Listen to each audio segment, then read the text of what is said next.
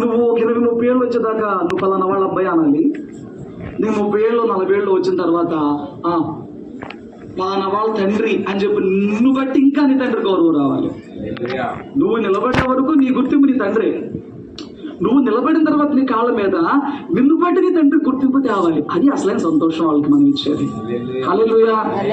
పిచ్చి జీవితం జీవించి వాళ్ళకున్న పరువు కాస్త తీసేసి వాళ్ళకున్న విలువ కాస్త తీసేసి 364 రోజులు దుఃఖ పెట్టి ఈ ఒకరోజు స్టేటస్ పెడితే దాని వల్ల ఉపయోగం లేదు. పైగా పొద్దున కొన్ని వీడియోస్ చూస్తుంటే అందరూ ఫాదర్స్ డే స్పెషల్ మెసేజ్లు ఇస్తున్నారు. మీరు ఎప్పుడు స్పెషల్ మెసేజ్ ఎక్స్పెక్ట్ చేయొద్దు. లోక మర్యాదను మనం ఎప్పుడు వెంబడించవద్దు. అదేంటో ప్రతిదీ ఆదివారం వస్తుంది. Friendship day, mother's day, father's day, parents day, sisters day, brothers అన్నీ ఆదివారం పెట్టారు వీళ్ళు. అయ్యా అదే అన్నీ ఆదివారం పెడతారు వీళ్ళు.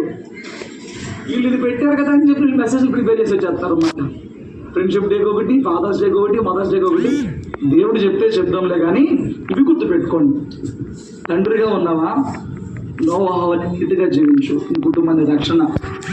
తండ్రిగా ఉన్నావా, అబ్రహాము వలె మంచి భక్తి చెయ్యి. ఇస్సాకుని దేవుడు అబ్రహాం భక్తిని బట్టి తండ్రిని బట్టి కుమారుడు ఆస్వాదించాడు. నీ బిడ్డలకి దీవెనైనా శాపం నువ్వే తెచ్చిపెట్టగలవు, ఎవరు తెచ్చిపెట్టలేరు. నీ బిడ్డలకు దీవెన తేవాలన్నా శాపం తేవాలి నువ్వే. అబ్రహాం అంటే ఒక మంచి భక్తి చెయ్యి. ప్రతి దినము యోబు తన కుటుంబానికి కంచి వేసుకున్నాడు. నువ్వు చేసే ప్రార్థన నీ బిడ్డలు ఆశ్చర్యంగా కాపాడింది. వాళ్ళని కళ్ళ ముందు లేకపోవచ్చు, వాళ్ళని అసలు ఈ ఊళ్ళోనే లేకపోవచ్చు, వాళ్ళు ఎక్కడైనా ఉండొచ్చు. కానీ తండ్రిగా తల్లిగా నువ్వు చేతులెత్తి చేసే ప్రార్థన వాళ్ళని ఎప్పుడు కాపాడింది. తండ్రిగా నువ్వు అట్లా ఉండు, బిడ్డలుగా మనం ఇట్లా ఉందాం. స్తోత్రం చెప్తామా? ఈనాటి వర్తమానానికి వెళ్దాం. యోహాను సువార్త 1వ అధ్యాయము. యోహాను సువార్త 1వ అధ్యాయము 43 చదువుతారా? మరునాడు ఆయన గలిలయకు వెళ్ళగోరి ఫిలిప్పును కనుగొని నన్ను వెంబడించమని అతనితో చెప్పెను. ఫిలిప్పు బెత్సైదు వాడు అనగా ఆంద్రేయ, పేతురు అనువారు పట్టణపు కాపురస్తుడు. ఫిలిప్పు నతానియేలును కనుగొని ధర్మశాస్త్రములో మోషేయు ప్రవక్తలు ఎవరి గూర్చి వ్రాసారో ఆయన్ను కనుగొంటిమి. ఆయన యేసోపు కుమారుడైన నజరేయుడగు యేసు అని అతనితో చెప్పి. మంచి స్తోత్రం చెప్పండి, శ్రద్ధగా వినండి. చాలా విలువైన విషయం చెప్తాను ఈ రాత్రి కూడా. కొత్త నిబంధనలో దేవుడు నన్ను ప్రేరేపించిన వాటిని బట్టి 4 సువార్తల నుంచి కొన్ని అంశాలు తీసుకుంటున్నాను. నువ్వు పర్టికులర్గా మత్తయి సువార్త చెప్పట్లేదు, ఏంటి లోక సువార్త చెప్పట్లేదు, నువ్వు కన్ఫ్యూజ్ అవ్వకు. 4 సువార్తలు ఒకటే మ్యాటర్ చెప్తాయి. ఒక్కొక్కరు ఒక్కొక్క విషయం హైలైట్ చేస్తారు, ఒకరు చిన్నగా రాసి వదిలేస్తారు. దేవుడు నడిపించిన విషయాన్ని మీకు చెప్తున్నాను. చూడండి, యేసు ప్రభువు వారు పరిచయం చేస్తున్నప్పుడు ఆయన జీవించిన 33 సంవత్సరాలు, 30 సంవత్సరాలు తన తండ్రికి లోబడి జీవించారు. తన తల్లిదండ్రులకి ఉన్న వృత్తిని బట్టి ఆయన కూడా వడ్రంగి పనిచేసి ఆ కుటుంబ పోషణ కొరకు ఇంటి పెద్ద, తండ్రి తర్వాత మొదటి కుమారుడు కాబట్టి ఇంటి భారం అంతా కూడా 30 ఏళ్ళు మోసిన వాడుగా ఉన్నాడు యేసయ్య. మీరు గమనించవచ్చు, ఆయన సిలువలో ఉన్నప్పుడు కూడా తన తల్లి గురించిన బాధ్యత తీసుకున్న వాడిగా ఉన్నాడు. సో ఆయన మనకి ఈ విషయంలో చాలా మాదిరి. ఆయన చనిపోయేటప్పటికంటే ముందు తన తండ్రి చనిపోయాడని చెప్పి యోసేపు చనిపోయారని చెప్పిన చరిత్రకారులు చెప్తున్నారు. అందుకని సిలువ వేసే దగ్గర మరియమ్మ మాత్రం కనపడింది, కానీ యోసేపు గారు మనకి కనపడరు. వాళ్ళు భౌతికంగా ఆయనకి గార్డియన్స్గా ఉన్న తల్లిదండ్రులు మాత్రమే. వారిద్దరు కలయిక వల్ల పుట్టిన ఆయన కాదు, ఆయన పరిశుద్ధాత్మ వల్ల పుట్టిన ఆయన. సో ఇప్పుడు ఆయన బ్రతుకున్నంత వరకు తండ్రికి లోబడ్డాడు, తండ్రి చనిపోయాడు, తల్లికి లోబడ్డాడు. తను చనిపోయే కాలం వచ్చినప్పుడు కూడా తండ్రి బాధ్యత తీసుకున్నాడు. ఇది గుర్తుపెట్టుకోండి. ఆయన మనకు ఆ విషయంలో మాదిరి. 3 సంవత్సరాలు మాత్రమే పరిచయం చేశారు. 30 ఏళ్ళు కుటుంబం కోసం జీవించారు. అప్పుడు ఆయన కాలం వచ్చింది, అప్పుడు ఆయనకు పిలుపు వచ్చింది. ఇప్పుడు తన సేవ మొదలు పెట్టారు. 3 సంవత్సరాలు మాత్రమే సేవ చేశారు. ఈ 4 సువార్తలో రాయబడిన అద్భుతాలన్నీ కూడా ఆయన 3 సంవత్సరాల్లో చేసినవే. హల్లెలూయా. అయితే ఆయన ఏం చేశారంటే, తన తర్వాత ఈ లోకానికి సువార్త ప్రకటించడానికి 12 మందిని ఎన్నుకున్నారు. ఆయన ఎన్నుకున్న వారిలో ఆంద్రేయ, పేతురు 2 అన్నదమ్ములు, యాకోబు, యోహాను 2 అన్నదమ్ములు. వీళ్ళొక జట్టు వీళ్ళొక జట్టు అన్నదమ్ములు ఉన్నారన్నమాట. ఇప్పుడు చూడండి, ఇక్కడ ఆయన ఎవరిని కనుగొన్నాడంట? ఫిలిప్పుని కనుగొన్నాడు. నన్ను వెంబడించు అని చెప్పాడు. చూడండి, యేసయ్యే తనకి ఎవరు కావాలో, తన యొక్క ఎవరు ఉండాలో, తన చిత్తం ఎవరు నెరవేర్చాలో ఆయన కనుగొని మరీ పిలుస్తున్నాడు. కనుగొన్నాడు. కనుగొన్న అంటే నీకేమనిపిస్తుంది? సెలెక్టివా? ఏదో ఎవరొకళ్ళు చెప్తా, సెలెక్టివ్ కాదు. ఆయన కనుగొన్నాడు. ఏం కనుగొన్నాడు? వీడైతే బాగుండు, వీడైతే బాగుండు కనుగొన్నాడు. నేను చెప్పే మాట చాలా జాగ్రత్త తీసుకో. ఆయన ఎలాగైతే ఫిలిప్పుని కనుగొన్నాడో నిన్ను కూడా కనుగొన్నాడు. కాబట్టి నువ్వు ఇక్కడ ఉన్నావు, అది గుర్తుపెట్టుకో. దేవుడు లోకంలో వాడుకోవాలనుకుంటే, దేవుడు తనకు సాక్షులుగా ఒకరు నిలబెట్టాలనుకుంటే, ఈ లోకంలో జ్ఞానులు ఉన్నారంట, ఈ లోకంలో గొప్పవారు ఉన్నారంట, ఏమంటే ఈ లోకంలో పండితులు ఉన్నారు, గొప్ప కులస్తులు ఉన్నారు, ఎందరో ఉన్నారు. వాళ్ళందరినీ కూడా సిగ్గుపరచడానికి ఎన్నిక లేని వారిని, వెర్రి వారిని, ఎందుకు పనికిరాని వారిని దేవుడు ఎన్నుకుంటున్నాడు, దేవుడు కనుగొంటున్నాడు, దేవుడు పిలుచుకుంటున్నాడు. స్తోత్రం చెప్పు. నేను పోయిన వారం చెప్పి నీకు మళ్ళీ వారం చెప్తున్నా. నేను ఇక్కడ కూర్చోబెట్టింది ఎవరు? నేను ఫోన్ చేసి పిలిచానా? నేను బలవంత పెట్టానా? నేను బేక్ మీద కత్తి పెట్టానా? బెదిరిస్తున్నానా? రాకపోతే ఉన్నైపోతావు? ఎవరు కూర్చోబెడతారు ఇక్కడ? ఆయన నిన్ను కనుగొన్నాడు. ఆయన ఇక్కడ కూర్చోబెట్టున్నాడు. ఆయన తర్వాత మాట కూడా చెప్పాడు, ఆయన కనుగొని నన్ను వెంబడించు, నన్ను వెంబడించు అంటున్నాడు. ఇప్పుడు ఇక్కడ కూర్చున్న మనం అందరము ఆయన కనుగొని ఆయన వెంబడించడానికి పిలువబడిన వారు. మనం ఆయన చేత కనుగొనబడ్డాం. ఆయన రాజ్యంలో ఉండడానికి, ఈ భూలోకం ఆయన సాక్షులుగా ఉండడానికి, ఆయన రాజ్య వ్యాప్తిలో మన వంతు పాత్రను వహించడానికి ఆయన చేత కనుగొనబడ్డాం, ఆయన చేత ఎన్నుకొనబడ్డాం, ఆయన చేత పిలువబడ్డాం, ఆయన చేత ప్రత్యేకపరచబడ్డాం, ఆయన చేత ఏర్పాటు చేయబడ్డాం మనం అందరం కూడా. సో మనం ఏం చేయాలి? ఇప్పుడు ఆయన వెంబడించాలి. ఎవరిని వెంబడించాలి? లోక మర్యాదను వెంబడిస్తుంది. కొందరు తమకిష్టమైన రాజకీయవేత్తల భావాలను, లేకపోతే వాళ్ళ యొక్క ఏమనాలి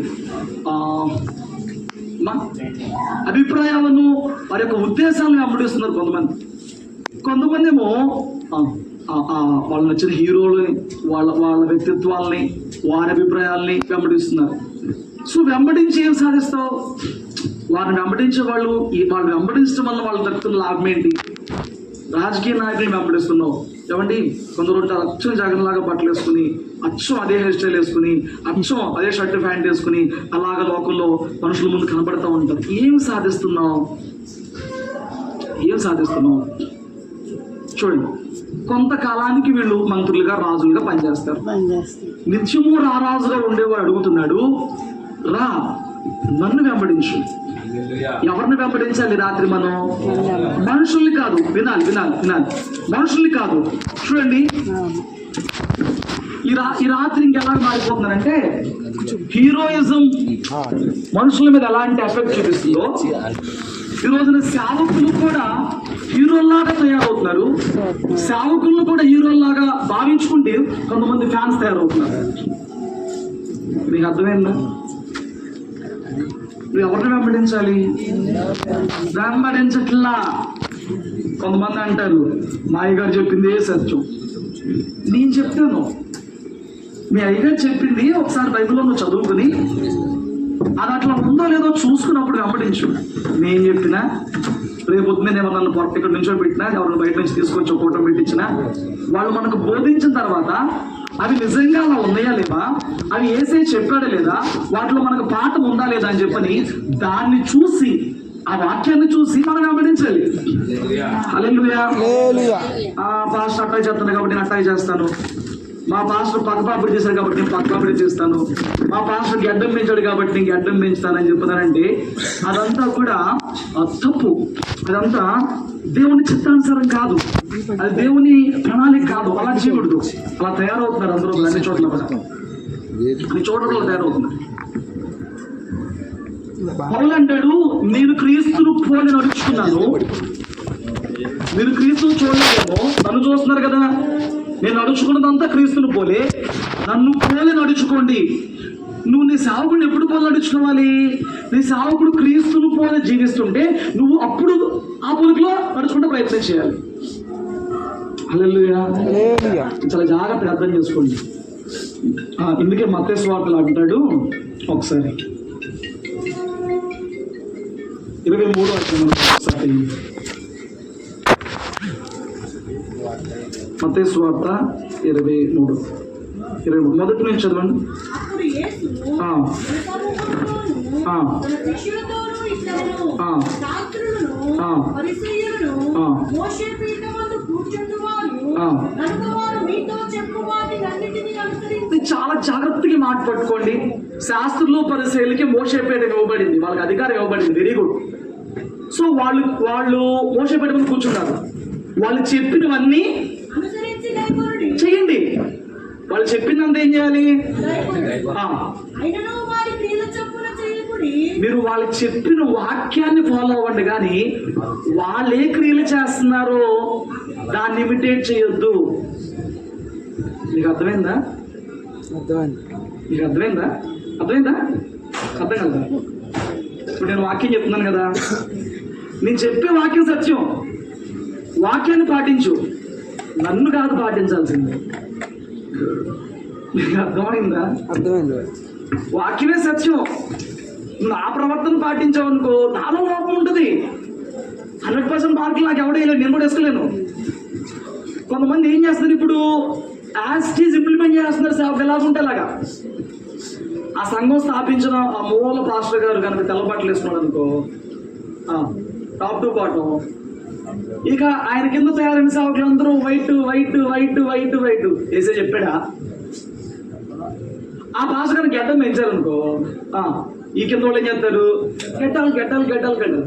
ఇప్పుడు ఆ పాస్టర్ సూట్ వేసుకున్నాడు అనుకో, కింద వాళ్ళు ఏం చేస్తారు? అసలు నీ నడిపింపేయండి రా బాబు, నీ పిలిపేంటి, నీ ప్రణాళిక ఏంటి, నీకు దేవుడు చెప్తుంది ఏంటి, అది లేదు. ఇక వాళ్ళు కాపీ పేస్ట్ చేస్తూ ఉంటారు. మనకు కాపీ పేస్ట్ భక్తి కాదు. మనం కాపీ చేయాల్సిందల్లా ఏంటిదో తెలుసా? దేవుని వాక్యమే. యేసయ్య అంటున్నాడు, నన్ను వెంబడించు, నన్ను ఫాలో అవ్వు, నాలాగా జీవించు, నాలాగా సమాజంలో ఉండు. ఏ విషయానికైనా నన్ను మాదిరి తీసుకో. ఎవరిని మాదిరి తీసుకోవాలి? ఏ సేవకుడు పరిపూర్ణుడు కాలేడండి.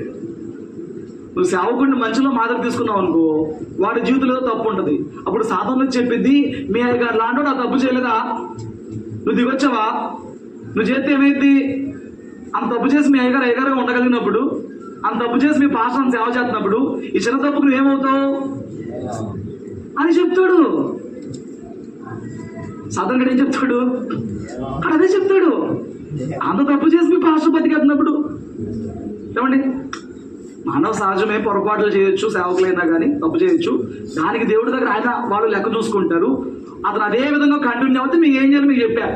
వాళ్ళు అదే పందలో కంటిన్యూ అయ్యారనుకో, వాళ్ళు 2-3 సార్లు చెప్పి నువ్వు బోధించేవాడి నువ్వు ఎట్లా ఉంటే ఎలాగనైనా నువ్వు మారితే మంచిదని చెప్పి వాళ్ళకి నువ్వు చెప్పు. సంఘంలో ఎంపికైన వాళ్ళు ఉంటారు కదా, వాళ్ళతో చెప్పించి అప్పటికే ఆయన మారకపోతే 3వ సారికి నువ్వు మారిపో, అక్కడి నుంచి నువ్వు వెళ్ళిపో. అక్కడి నుంచి ఆయన తప్పులు చేసుకుంటా బతికి నీకేం చెప్పగలడు? చెప్పలేడు. అయితే ఆయన చేంజ్ అవ్వడానికి కూడా దేవుడు టైం ఇస్తాడు. ఎవరైనా మాట దేవుడు టైం ఇస్తాడు. ఈ లోపు నీకు అర్థమైందనుకో, అతను మార్చే ప్రయత్నం నువ్వు చేయాల్సి తప్పేం లేదు. అతను మారలేదు అనుకో, నువ్వే మారిపోవచ్చు అక్కడి నుంచి. అతను నీకేం చెప్పగలడు? సో మనం ఎవరిని వెంబడించాలయ్యా అంటే మీరు చాలా జాబ్ చూడండి. యేసే ఫిలిప్పుని కనుగొన్నాడు, వీడు నాకు ఉపయోగపడతాడు, వీడు నా రాజ్యవ్యాప్తికి ఉపయోగపడతాడు, వీడు నా సేవకు కనుగొన్నాడు, పిలిచాడు. ఇప్పుడు ఇస్తున్న ఇన్స్ట్రక్షన్ అండి, నన్ను ఫాలో అవ్వు. ఎవరిని ఫాలో అవ్వాలి మనం? నన్ను వెంబడించు, నన్ను ఫాలో అవ్వు అని చెప్పాడు. బాగుంది. ఇప్పుడు నన్ను పిలిచిన వాడు ఎవరు? ఇప్పుడు ఫిలిప్పు కనుక్కోవడం మొదలుపెట్టాడు. యేసే ఫిలిప్పుని కనుగొన్నాడు. వీడైతే లోపడతాడు, వింటాడు, విధేయత చూపిస్తాడు, నేర్చుకుంటాడు, నా సేవ చేస్తాడని చెప్పని యేసే ఫిలిప్పుని కనుగొన్నాడు, పిలుచుకున్నాడు. అసలు నేను నన్ను పిలిచిన వాడు ఎవడని చెప్పి ఫిలిప్పు యేసుని కనిపెడుతూ మొదలుపెట్టాడు. మాట నీకు అర్థమైందా? అతను వ్యక్తిగతంగా యేసు గురించి తెలుసుకున్న అనుభవం ఏంటంటే, ఇప్పుడు ఆ తెలుసుకున్న అనుభవాన్ని తీసుకెళ్ళి నతానీయులకు పంచుతున్నాడు. ఏమని పంచుతున్నాడు? నేను యేసుని చూపిస్తాను. ధర్మశాస్త్రంలో మోషే ప్రవక్తలు ఒకరి గురించి రాశారు కదా, ఇజ్రాయేలుకి విమోచకుడు రక్షకుడు వస్తాడని చెప్పి ఒకరి గురించి రాశారు కదా. అతను ఎవరో కాదు, యోసేపు కుమారుడైన నజరేయుడు యేసే. ధర్మశాస్త్రంలో ఉన్న ఆయన్ని నేను కనుగొన్నాను, రక్షకుడిని నేను కనుగొన్నాను. అక్కడ మీరు చదివారా? 45వ వచనం. ఫిలిప్పు నతాలియను కనుగొన్నాడు. ధర్మశాస్త్రంలో మోషే ప్రవక్తలు ఎవరిని గురించి రాశారో ఆయన్ని కనుగొన్నాను. ఆయన యోసేపు కుమారుడైన నజరేయుడగు యేసు అని యేసు అనే పేరు అక్కడ పెట్టి కింద దానికి రక్షకుడు. ఇప్పుడు ఫిలిప్ ఎవరిని కనుగొన్నాడంట? నిన్ను పిలిచిన వాడు ఎవరో, ఆయన గుణాతిశయములు ఎలాంటియో, ఆయన పిలిచిన పిలుపు ఎలాంటిదో, ఆయన ప్రేమ ఎలాంటిదో, ఆయన జాలి ఎలాంటిదో, ఆయన కరుణ ఎలాంటిదో, ఆయనను మొరపెట్టినప్పుడు ఆయనకి ఇచ్చే జవాబు ఎలాంటిదో, ఆయన ఇచ్చే దీవెన ఎలాంటిదో, ఆయన కోపం వస్తే ఎలా ఉంటుందో నువ్వు కనుగొన్నావా? నువ్వు తెలుసుకున్నావా? నీ గురించి ఆయన తెలుసు, ఆయన కనుగొన్నా, నేను పిలుచుకున్నాడు. నువ్వు ఆయన గురించి తెలుసుకున్నావా? నువ్వు ఆయన గురించి తెలుసుకోకుండా నీ భర్తకి ఏం చెప్తావు? నువ్వు ఆయన గురించి తెలుసుకోకుండా, అది నీ క్రియల్లో లేకుండా నువ్వు పొరుగువాడికి ఏం చెప్తావు?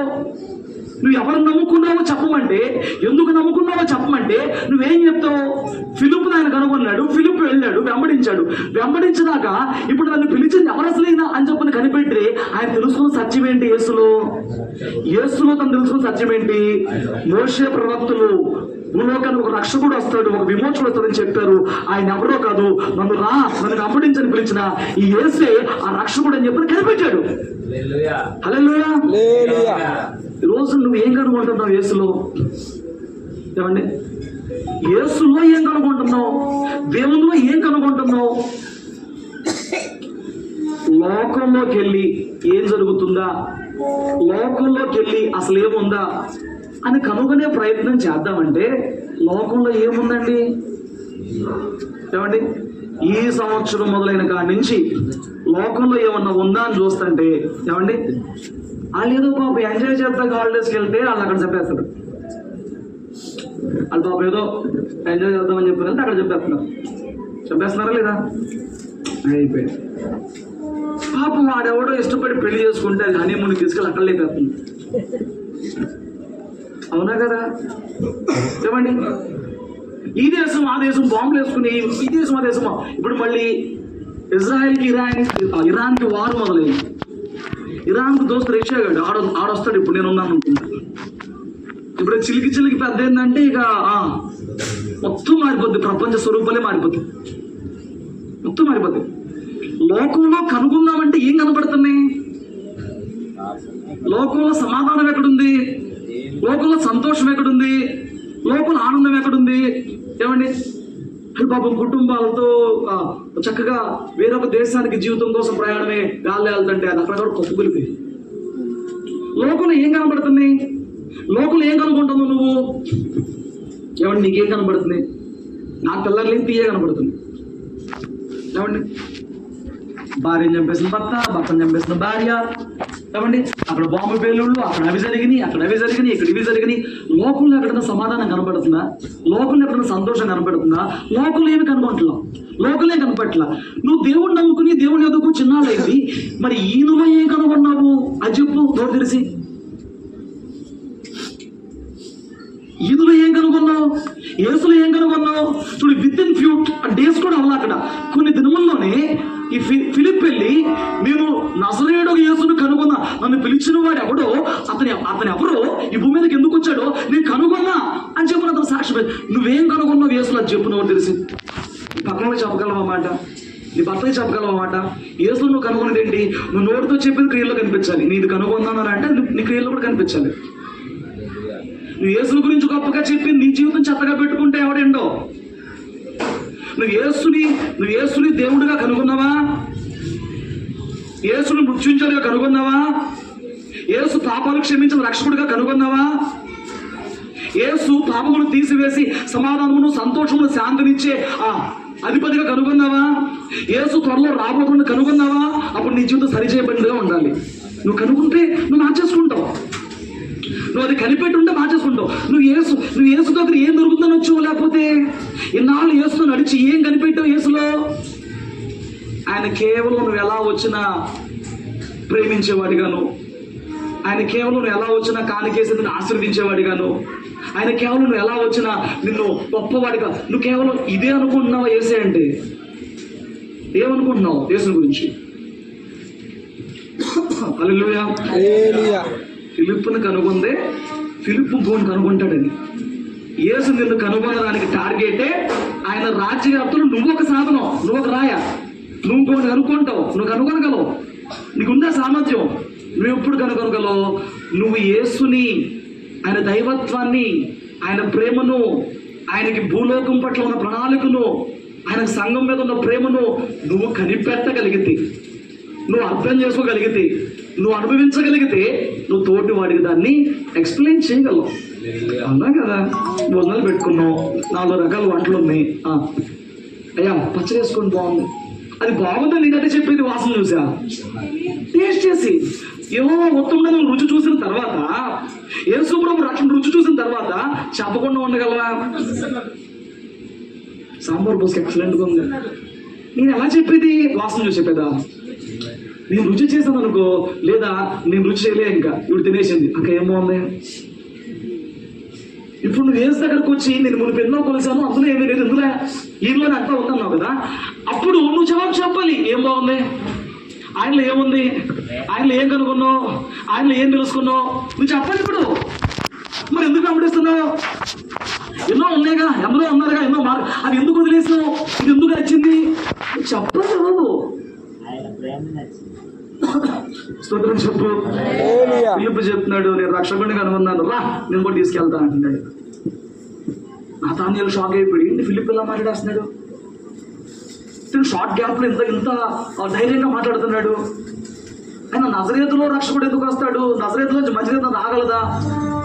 ఏమండి, అప్పుడు ఫిలిప్ అంటాడు, నువ్వు వచ్చి చూడు, నువ్వు అర్థం చేసుకుంటావు.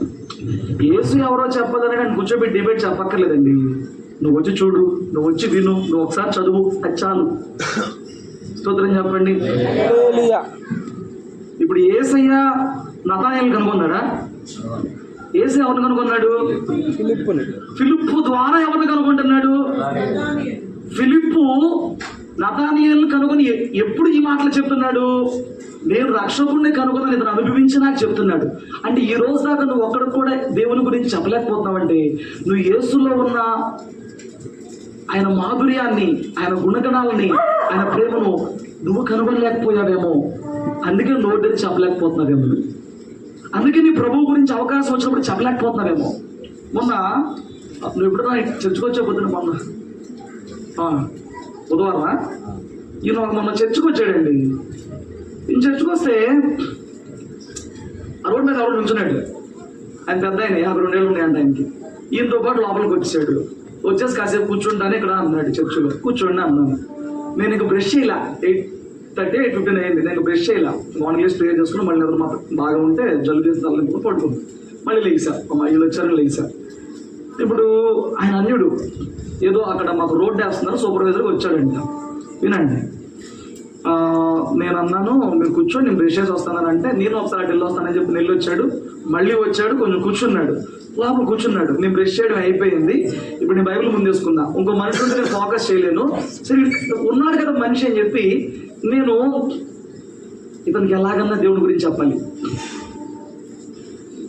వచ్చి చర్చిలోనే కూర్చున్నాడు, ఖాళీ దొరికితే దారైపోయాడు అవతల ఒక చర్చిలో కూర్చున్నాడు అని చెప్పి, కొంచెం వయసులో పెద్దోడు కదా ఏం చెప్తావు అని చెప్పి నేను మొదలుపెట్టి అతను నన్ను ఆల్రెడీ అడిగాడు, నీ పేరేంటి, ఎక్కడ, నువ్వు పాస్టర్గా ఎప్పుడు నుంచి చేస్తున్నా ఇది అడిగాడు. అప్పుడు నేను చెప్పాను, నేను మళ్ళీ మొదలుపెట్టి నేనే, ఇది మా అమ్మమ్మ ఊరు అండి, నేను చదువుకుంటాకు వచ్చాను, మరి వచ్చిన కొన్ని రోజులకి మా తాతయ్య వాళ్ళు ఇలా విగ్రహార్థంలో ఉండేవాళ్ళు, మా తాతయ్యకి ఆరోగ్యం బాగాలేదు, అక్కడ మొదలుపెట్టా. ఏదైనా అద్భుతం చెప్తే వింటారు కదా ఫస్ట్, ఆ తర్వాత నేను వాక్యం చెప్దాం అనుకున్నా. చెప్పి మరి హాస్పిటల్లో పెట్టాం మా తాతయ్య గారిని. డాక్టర్ ఏమో చెప్పలేమన్నాడు, సెకండ్ క్లాస్ చదివిన పాస్టర్ వచ్చామో ప్రార్థన చేసి దేవుడు చెప్తాడు ఇది పొద్దుతాడంట అని చెప్పాడు. అంటే నన్ను ఒక ఎర్రోడ్లాగా చూసి నవ్వుతున్నాడండి, నన్ను ఒక ఎర్రోడ్లాగా చూసి నవ్వుతున్నాడు. ఎందుకు నవ్వుతున్నాడు రా అంటే అతను చెప్తున్నాడు, సైన్స్ గొప్పదండి, సైన్స్ చాలా గొప్పది అంటున్నాడు. సైన్స్ చాలా గొప్పది, ఆయన విషయంలో జరిగిందని మీరు నమ్మారేమో. అసలు నేను చెప్పాల్సింది చాలా ఉంది ఆయనకి, ఆడు వినటానికి ఇష్టపడలేదండి. నేను చెప్పకుండా ఉండలేకపోతున్నానండి. నేను ఎందుకు చెప్పకుండా ఉండలేకపోతున్నా? నేను క్రికెట్ గురించి చెప్పలా, రాజకీయం గురించి చెప్పలా, సినిమాల గురించి చెప్పలా. వచ్చాడు కాబట్టి అతను ఏంటో, అతను ఎందుకు వచ్చాడు, పర్పస్ అని కనుక్కున్నా. రోడ్ గురించి వచ్చాను అన్నాడు, కాంట్రాక్ట్ అన్నాడు, ఏదో ఫోటో స్టూడియో అంట రామర్పాడు దగ్గర, అతను డీటెయిల్స్ కనుక్కున్నా, నాటి చెప్పేశా. ఇక నెక్స్ట్ ఏంటి, ఆయనకు ఆల్రెడీ చెప్పాను, మనుషులతో ఎక్కువ ఉండవు, 10 నిమిషాల కంటే ఎక్కువ మాటతో సోదే వచ్చింది, పిచ్చి మాటలు వస్తాయి, అవి ఉన్న మనసు అందరూ పాడు చేస్తాయి, నేను మనుషులతో ఎక్కువ మాట్లాడండి, చర్చలోనే పద్దాలు అడుగుతున్నావు, ఒక్కడ పెట్టు, నువ్వు ఒక్కడనే ఉంటాను, నాకు అదే బాగుంటుంది, ఒక్కడనే ఉంటాను. మనుషులు తొన్న కాడి నుంచి చెత్తే వచ్చింది, 10 నిమిషాలు సోది చెప్పామంటే చెత్తే వచ్చిందని చెప్పా. ఇప్పుడు అయిపోయింది 10 నిమిషాలు, ఇప్పుడు మ్యాటర్లోకి వచ్చా. వినడంట ఏమంటున్నాడు, మీరు ఈ విషయంలో భ్రమపడి ఉంటారు. ఏం భ్రమ అంటే, మీ తాతయ్య గారి విషయంలో భ్రమపడి ఉంటారు, అందుకే నమ్మేసి ఉంటారని చెప్పని అక్కడ చెప్పి వెళ్ళిపోయాడు. సైన్స్ గొప్పదే, నేను కాదంటలా. సైన్స్ గొప్పదే అయితే ఎయిడ్స్కి మందేది. ట్రీట్మెంట్ చేస్తూ చేస్తూ చేస్తూ లక్షలు దొబ్బేస్తూ డాక్టర్లు హ్యాండ్స్ అప్, మా వల్ల కాల అని ఎన్ని కేసులు. సైన్స్ గొప్పదే. 20 లక్షలు 30 లక్షలు కట్టేపించిన తర్వాత సారీ, హెల్ప్లెస్ అని చెప్పిన సంఘటనలు ఎన్ని. క్యాన్సర్కి మందేది. సైన్స్ గొప్పదేనండి. డాక్టరు వైద్యం చేసే క్రమంలో 10 మందికి వైద్యం చేసినప్పుడు ఎక్కడో ఒకరిద్దరికన్నా అన్యాయం చేస్తాడు వాడు. తెలుసా మీకు? వాళ్ళు వైద్యం చేసినప్పుడు ఒకరికో ఇద్దరికో నష్టం జరిగింది. కానీ నా మాట వినండి, వితౌట్ ఎనీ ఛార్జ్ యేసు నిన్ను ప్రేమించి స్వస్థపరచాలనుకుంటే అందులో ఫాల్ట్ లేకుండా, అందులో మళ్ళీ డిఫాల్ట్ రాకుండా ఆయనను స్వస్థపరచగలిగిన సమర్థుడే ఉన్నాడు. అది చెప్పనే వాళ్ళు వెళ్ళిపోయాడు. కానీ నేను తెలుసుకున్నవి, నేను కనుగొన్నవి చెప్పకుండా ఉండగలనా? దేవుడితో నాకున్న అనుభవాలు, దేవుడు నాకు నేర్పించిన పాఠాలు, దేవుడిలో నేను రుచి చూసిన సంగతులు చెప్పకుండా ఉండగలనా? నిన్ను వదిలేస్తే నేను చెప్తావు ఎన్ని చెప్తావు? ఎంతమందికి చెప్పావు దారైపోయే వాళ్ళకి? ఎంతమందికి చెప్పావు నీ బంధువులకి? నువ్వు ఫిలిప్పు అయితే ఎంతమంది నతానియేలుకి నువ్వు స్వార్థ చెప్పి లాక్కొచ్చావు, రా నేను చూపిస్తే ఏంటని మాట్లాడండి. లేదు, సరే ఆ ప్రయత్నం చేయండి. నిన్ను కనుగొన్నాడు యేసయ్య. ఆయన ఏంటో చూడు, ఆయన గురించి తెలుసుకో. నేను చెప్పే సరిపోదు, వారానికి ఒకసారి నేను చెప్పే ప్రసంగం నీకు చాలు. దేవుడు నీకు గ్రంథం ఇచ్చాడు, చదివిచ్చాడు, మనసు పెట్టు, దేవుడు సహాయం కోరు, చదువు. ఆయన ఏంటో తన ప్రత్యక్షతలు నీకు ఇస్తాడు. ఆయన గురించిన సంగతులు, ఆయన గురించిన గొప్ప సంగతులు, ఆయన గురించిన మర్మములు ఆయన నీకు బయలుపరుచుకుంటాడు. ఆ అనుభవాలు గొప్పగా ఉంటాయి ఏమండి, ఆ ఆత్మప్రత్యక్షలు గొప్పగా ఉంటాయి. వన్స్ మనం దేవుని ప్రత్యక్షలు పొందుకుంటే అవి అసలు దాచుకోలేము. కొంతమందికి గుడ్డు చెప్పావు అనుకో, వాడు దాచుకోలేదు, ఆడు కడుపులో ఆగదాడికి. అలాంటి వాళ్ళు గుడ్డు చెప్పకూడదు, అలాంటి వాళ్ళు స్వార్థ చెప్పాలి. ఏసే ఏదన్నా బయలుపేసాడు అనుకో, కడుపులో ఆగదండి. ఈ వారం ఈ మాటని ఎక్కడన్నా చెప్పేయాలి, ఈ వారం ఈ వాక్యాన్ని ఎక్కడన్నా చెప్పాలి, తెలుసుకోవాలి. దేవుడు నాకు కొత్త విషయం ఉంటుంది మనసులో. స్తోత్రం చెప్పు.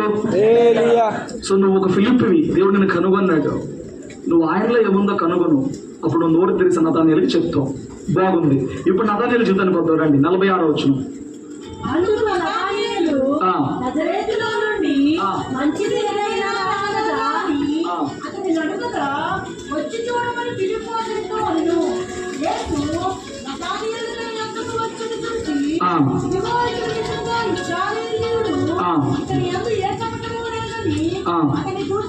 మంచి స్తోత్రం చెప్పు. ఫిలిప్ వెళ్ళి నతానియేలుకి చెప్పినప్పుడు నతానియేలు ఫస్ట్ సంకోచించాడు. నజరేతులో నుంచి రక్షకుడు ఎలా వస్తాడు అని అంటే, వచ్చి చూడు తెలిసిపోద్ది రక్షకుడు కాదు, నువ్వు వచ్చి చూడు అని చెప్పని దగ్గర ఉండి వెంట పెట్టుకుని ఫిలిప్ నతానియేలు తీసుకెళ్ళాడు. ఇక్కడ కూర్చోజును. నతానియేలు యేసు దగ్గరకు వస్తున్నప్పుడు యేసు దూరం నుంచి నతానియేలు చూశాడు. నతానియేలు దగ్గరకు వచ్చినప్పుడు అంటున్నాడు, ఇదిగో ఇతడు నిజముగా ఇజ్రాయేలీయుడు. ఇతడు ఎవరంట? 1 2 ఇతడు ఇజ్రాయేలీయుడు అని చెప్పి కరెక్ట్. ఒకసారి నువ్వు పెన్నులు ఎందుకు ఇసిరేస్తున్నావు? ఎందుకు వచ్చి నీ దగ్గర పెన్నులు? సరిగ్గా వాసు సరి కూర్చో. వదిలేండి, డిస్టర్బ్ అయిపోతుంది. దగ్గరకు వస్తున్నప్పుడు ఏసయ్య ఇతడు ఇజ్రాయేలీయుడు ఒకటి, ఇతని యందు ఏ కపటం లేదు. Very good. విషయం ఏంటంటే దేవుడి స్వరం మనకు వినపట్లేదు, కానీ ఇక్కడ ఉన్న ప్రతి ఒక్క వ్యక్తి గురించి ఆయన చెప్పగలడు. నేను అడుగుతున్నా, నీ గురించి ఆయన ఇచ్చే మాట ఏమై ఉంటది? ఆయన చెప్పేది బహిరంగంగా చెప్పలేము, చాలా డేంజర్ అయిపోద్ది. అమ్మా ఇంకా మార్చుకునేది కాదు, నీ క్యారెక్టర్ ఏంటో పాయింట్అవుట్ చేసి చెప్తాడు. ఇక్కడ నోవా గురించి చెప్తూ, ఈ తరము వారందరిలో నోవాహు నీతిమంతుడు నిందరైతుడు, నీతిమంతుడు నిందరైతుడు, అతని గురించి అలా సాక్ష్యం ఇచ్చాడు. యోబు గురించి చెప్తూ, ఆ దేశం అంతట్లో యోబు అక్కడే నీతిమంతుడు అని చెప్పాడు.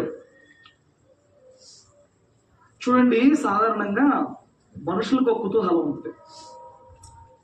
నా గురించి ఎదుడు ఏమనుకుంటున్నాడు ఉంటుందా? నా గురించి ఎదుటివాడు ఏమనుకుంటున్నాడు? గుడ్డా బ్యాడా? గుడ్డా బ్యాడా? నా గురించి గుడ్గా అంటే మంచిగా అనుకుంటున్నాడా, చెడుగా అనుకుంటున్నాడా?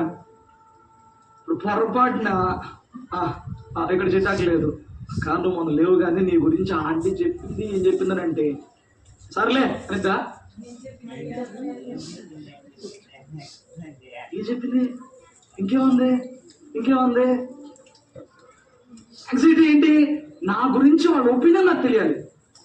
నేను అంటాను, మనుషుల ఒపీనియన్ పక్కన పెట్టే, ఇవాళ పొగిడినోడితో దేవుడు రేపు తిట్టించగలడు, ఇవాళ నేను తిట్టినోడితో దేవుడు రేపు నిన్ను పొగిడించగలడు. సరే, నేను నిన్ను తిట్టాను కదా అని చెప్పి నీడు వాళ్ళు పొగడకుండా ఉండలేడు, ఇవాళ పొగిడాను కదా అని చెప్పి నేను తిట్టకుండా ఉండలేడు. వాళ్ళు తిట్టినా పొగిడినా అవి పట్టించుకోవద్దు. మనుషుల్ని క్యారెక్టర్ గురించి డిసైడ్ చేస్తారు. వాళ్ళెవరు?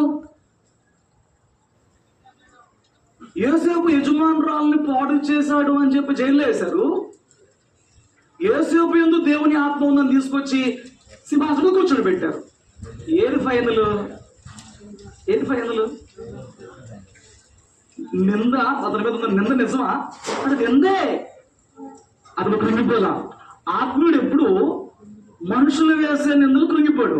ఆత్మీయుడు ఎప్పుడు నా దేవుడు నా గురించి ఇప్పుడు ఏమంటున్నాడు, నా దేవుడి దృష్టిలో నేను ఇప్పుడు ఏమై ఉన్నాను, నా దేవుడు నాకు చెప్తున్న మాట ఏంటి, బలా మంచి నమ్మకమైన దాస్తానా, జాగ్రత్త అనా, ఏం చెప్తున్నాడు నా దేవుడు నాకు? ఇది చూస్తాడు. నువ్వే వ్యక్తివి, నువ్వు ఎలాంటి వ్యక్తివి? మనుషుల సాక్ష్యం కోసం ప్రాకులాడుతున్న వ్యక్తివా? ఏం లేదు, బుడిదలో పోసిన పన్నీరే. మనుషుల దగ్గర మంచి సాక్ష్యం కావాలి. దానికన్నా ముందు మనుషుల సాక్ష్యం మారిపోద్ది. దేవుడు నీకు స్టాంప్ వేసాడంటే దాన్ని ఎవడు మార్చలేడు. దేవుడు స్టాంప్ వేసి దాన్ని ఎవడన్నా మార్చగలడా? ఎవడు మార్చలేడు. సో ఈ రాత్రి ఒక విషయం గుర్తుపెట్టుకో, యేసయ్య నోవాహు గురించి తరం వారితో నీతిమంతుడు నిలబెట్టదని చెప్పాడు. యోబు గురించి చెప్పినప్పుడు ఈ దేశం అంతట్లో ఇద్దరే నీతిమంతుడు, యథార్థపరుడు, చెడుతనం విషయం చెప్పి చెప్పుకొచ్చాడు. దావీదు గురించి చెప్పినప్పుడు నా ఇష్టానుసరమైన మనుషుడు అని చెప్పాడు. దానియేలు గురించి చెప్పినప్పుడు ఇతడు నాకు బహుప్రియుడు అని చెప్పాడు. ఓకే, నీ గురించి చెప్పాలన్నప్పుడు ఏమొచ్చింది? నీ గురించి చెప్పినప్పుడు ఏమొచ్చింది జవాబు? అమ్మా, భ్రష్టుడా వచ్చిందా? దుష్టుడా అని వచ్చిందా? పాపాత్ముడా అని వచ్చిందా? మనం దేవుని సందులో కదా కూర్చుంటున్నావు, దేవుని బిడ్డను కదా చెప్పుకుంటున్నావు, దేవుని గ్రంథం కదా పట్టుకుంటున్నావు. ఇప్పుడు ఈ సాక్షిని పరలోకం తెచ్చిద్దా? అది సంపాదించాలి. ఆ ఫోన్లు సైలెంట్ లో పెట్టండి. స్తోత్రం చెప్పు. నీకు దేవుడు ఒక మంచి సాక్ష్యం ఇచ్చే జీవితం సంపాదించుకుంటే చాలా ప్రాముఖ్యం. ఇక్కడ చూడండి, ఇతడు ప్రభువు దగ్గరకు రాకమునిపే, ఎవరు? ఈ నతానీయులు వచ్చినా కాదు, ప్రభువు దగ్గరకు రాకమునిపే ఇతడు నిజముగా ఇజ్రాయేలుడంట, ఇతడు కపటం లేని వాడిగా ఉన్నాడంట.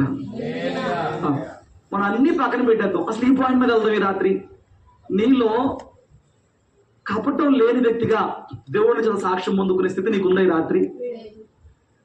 ఏంటి ఎంత గట్టిగా వచ్చిన కప్పులే?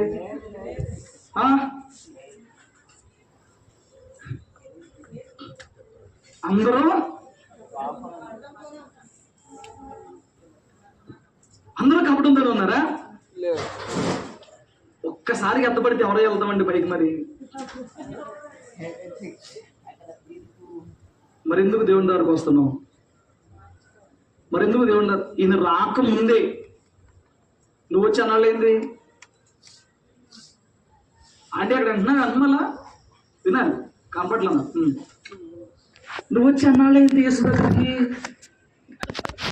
ఒకప్పుడు కపటం ఉందేమో, లోకరీతులుగా తల్లిదండ్రుల దగ్గర నుంచి, లేకపోతే రక్త మాంసంలో కపటపు నటన, కపటపు నడత, కపటపు మాట, కపటపు బుద్ధి, కపట ప్రవర్తన నీళ్ళు ఉందేమో. అప్పుడు అయిపోయింది. ఇప్పుడు నూతన సృష్టిగా మార్చబడ్డావు కదా, పాతవి గతించిపోయింది వాక్యం చెప్తుంది కదా. పాతవి గతించినప్పుడు నీ పాత స్వభావంలో ఉన్న కపటము ఈ రోజు దాకా ప్రభువులు ఎలా కొనసాగుతుంది? ప్రభువుతో ఉండి కపటంతో ఎలా కొనసాగుతున్నావు? చూడండి, ఇక్కడ రాయబడిన మాటలు మొదట అన్నాడు, ఇతడు నిజముగా ఇజ్రాయెల్. అసలు ఇజ్రాయెల్ అనే మాటకు అర్థం ఏంటి? కాదు, ఇజ్రాయెల్ అనే మాటకు అర్థం ఏంటి? దేవునితో పోరాడి గెలిచాడు.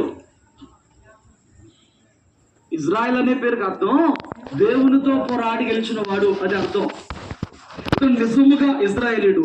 అతను నిజంగా ఇజ్రాయేలీయుడు అంటే తనలో ఉన్న శరీర సంబంధమైన ఆ క్రియలన్నిటిని జయించిన వాడు. ఇజ్రాయేల్ అంటే ఎవరు? యాకోబుకే ఇజ్రాయేల్ అని పేరు పెట్టారు, అవునా కాదా? యాకోబు జీవితం ఏంటి తెలుసా? యాకోబు బ్రతికేంటి తెలుసా?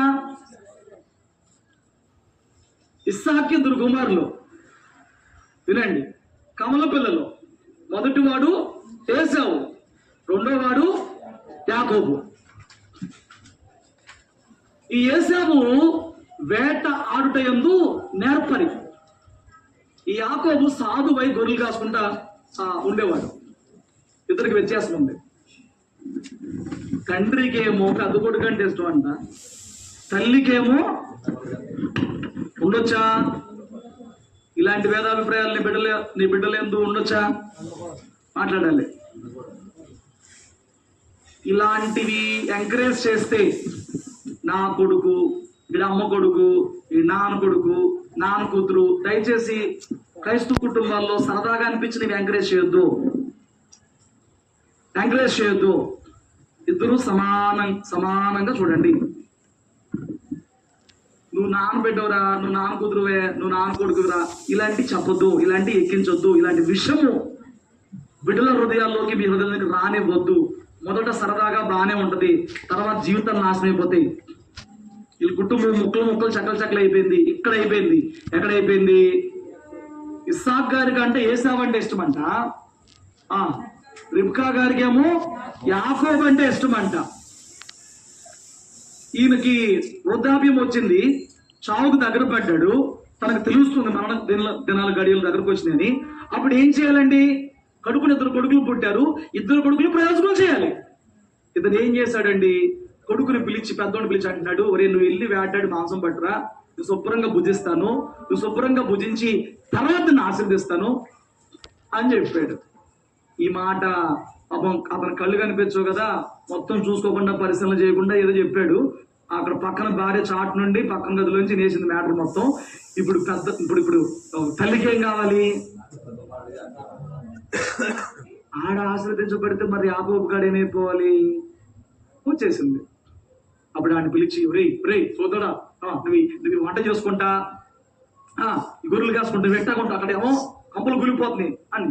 ఏంటమ్మా అంటే, మీ నాన్న ఇలా చెప్పాడు. నన్నేం చేయమంటావు? మీ అన్నయ్య అడవికి వెళ్ళి వేట తెచ్చి వండి పెట్టే లోపు నువ్వు మందులోకి వెళ్ళి 2 మంచి పిల్లలను పట్టరా, మీ నాన్నకి ఎట్ట వండితో గుమ్మలాంటి నాకు తెలిసి నేను వండేస్తాను.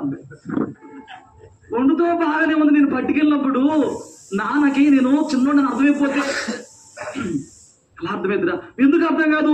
అన్నయ్య వండిన రోమాలు ఉంటే నా ఒళ్ళంతా నున్నగుంటది, కనిపెట్టేస్తాడుగా. కళ్ళు లేకపోయినా కళ్ళు మందగించింది కనపట్టలా. ఏమండి, బిడ్డలకి ఎక్కడి నుంచి వస్తాయండి కపటపు ఆలోచనలు? తల్లి చెప్తుంది, నీకెందుకు అవన్నీ, నేను చూసుకుంటా, శాపం ఏమన్నా నా మీద ఉంటది, నువ్వు వెళ్ళి ఆ పని చేయి అని చెప్పని వాళ్ళ అన్నయ్య పట్ల ఈయనకేసేసిందండి. యాకోబుకి స్వతహాగా లేదు, స్వతహాగా యాకోబుకి పన్నాగం పని ఆస్తిని కొట్టేయాలనే ఆలోచన లేదు, తల్లి నేర్పించిందండి. చాలా వరకు మనకున్న దుర్బుద్ధులన్నీ ఎక్కడి నుంచి వస్తాయి తెలుసా? ఆటోమేటిక్ గా పితృపరంగా వచ్చేస్తాయి అమ్మా. బ్లడ్ వచ్చేస్తాయి అంతే. వినండి, అప్పుడు ఈయనేమో వేటాడటంలో బిజీగా ఉన్నాడు పెద్ద ఆయన. ఇక్కడ వంట అయిపోయింది, గుమ్మలు ఆడిచ్చేశారు. ఒక చేతిలో రొట్టెలు, ఒక చేతిలో మాంసం పట్టుకుని ఆ అన్నయ్య షర్ట్ ఉందన్నమాట, అదేమో మొత్తం రోమాలు ఉంటుంది, అది వేసుకుని వచ్చాడు. నా తండ్రి లేచి నేను తెచ్చిన దాన్ని తింది ఆశ్రయించు, కళ్ళు కనపడకపోయినా బుద్ధి పాపం చేస్తుంది.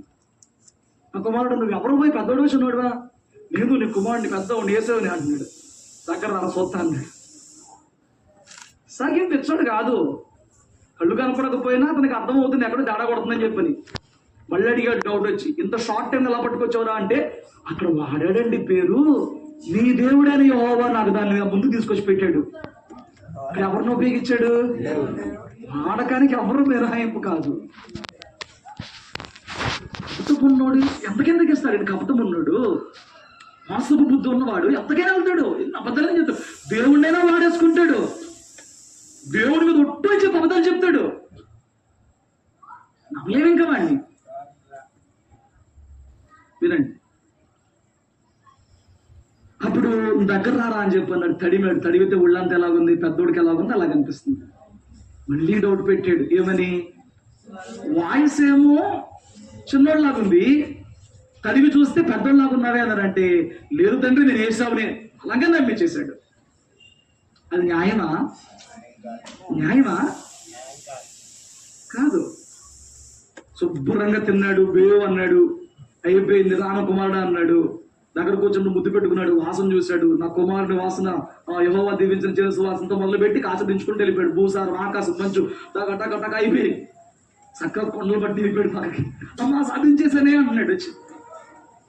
ఇప్పుడు యాకోబు ఏమయ్యాడు? ఆశీర్వదించబడినవాడు, కానీ కపటంతో, కపటముగా. వెంటనే ఆమె వచ్చాడు. ఎవరు వచ్చారు? ఏసావు వచ్చాడు.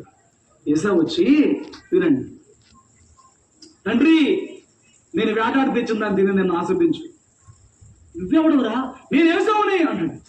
మరి ఇప్పుడే కదా నేను తిని శుభ్రంగా ఆస్వాదించా, అదేంటి ఎవరు ఆస్వాదించానంటే, కళ్ళు లేకపోయినా కళ్ళు తెరుచుకున్నాడు. ఏం కళ్ళు తెరిచాడు? అదిగో దాని గురించి చెప్తాడు చూడు, 27వ అధ్యాయంలో 34వ వచనంలో.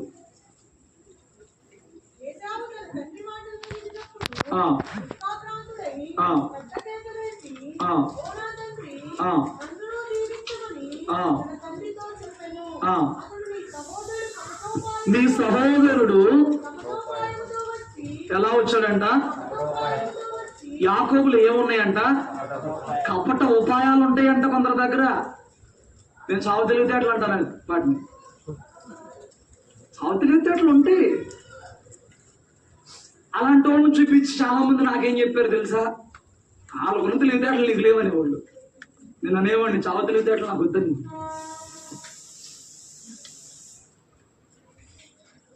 మా అమ్మగారు ఒకసారి న్యూజిలాండ్ నుంచి ఫోన్ చేశారు నాకు, న్యూజిలాండ్ నుంచి. సంఘంలో జరుగుతున్న సంగతులని ఆవిడకి తెలుసు.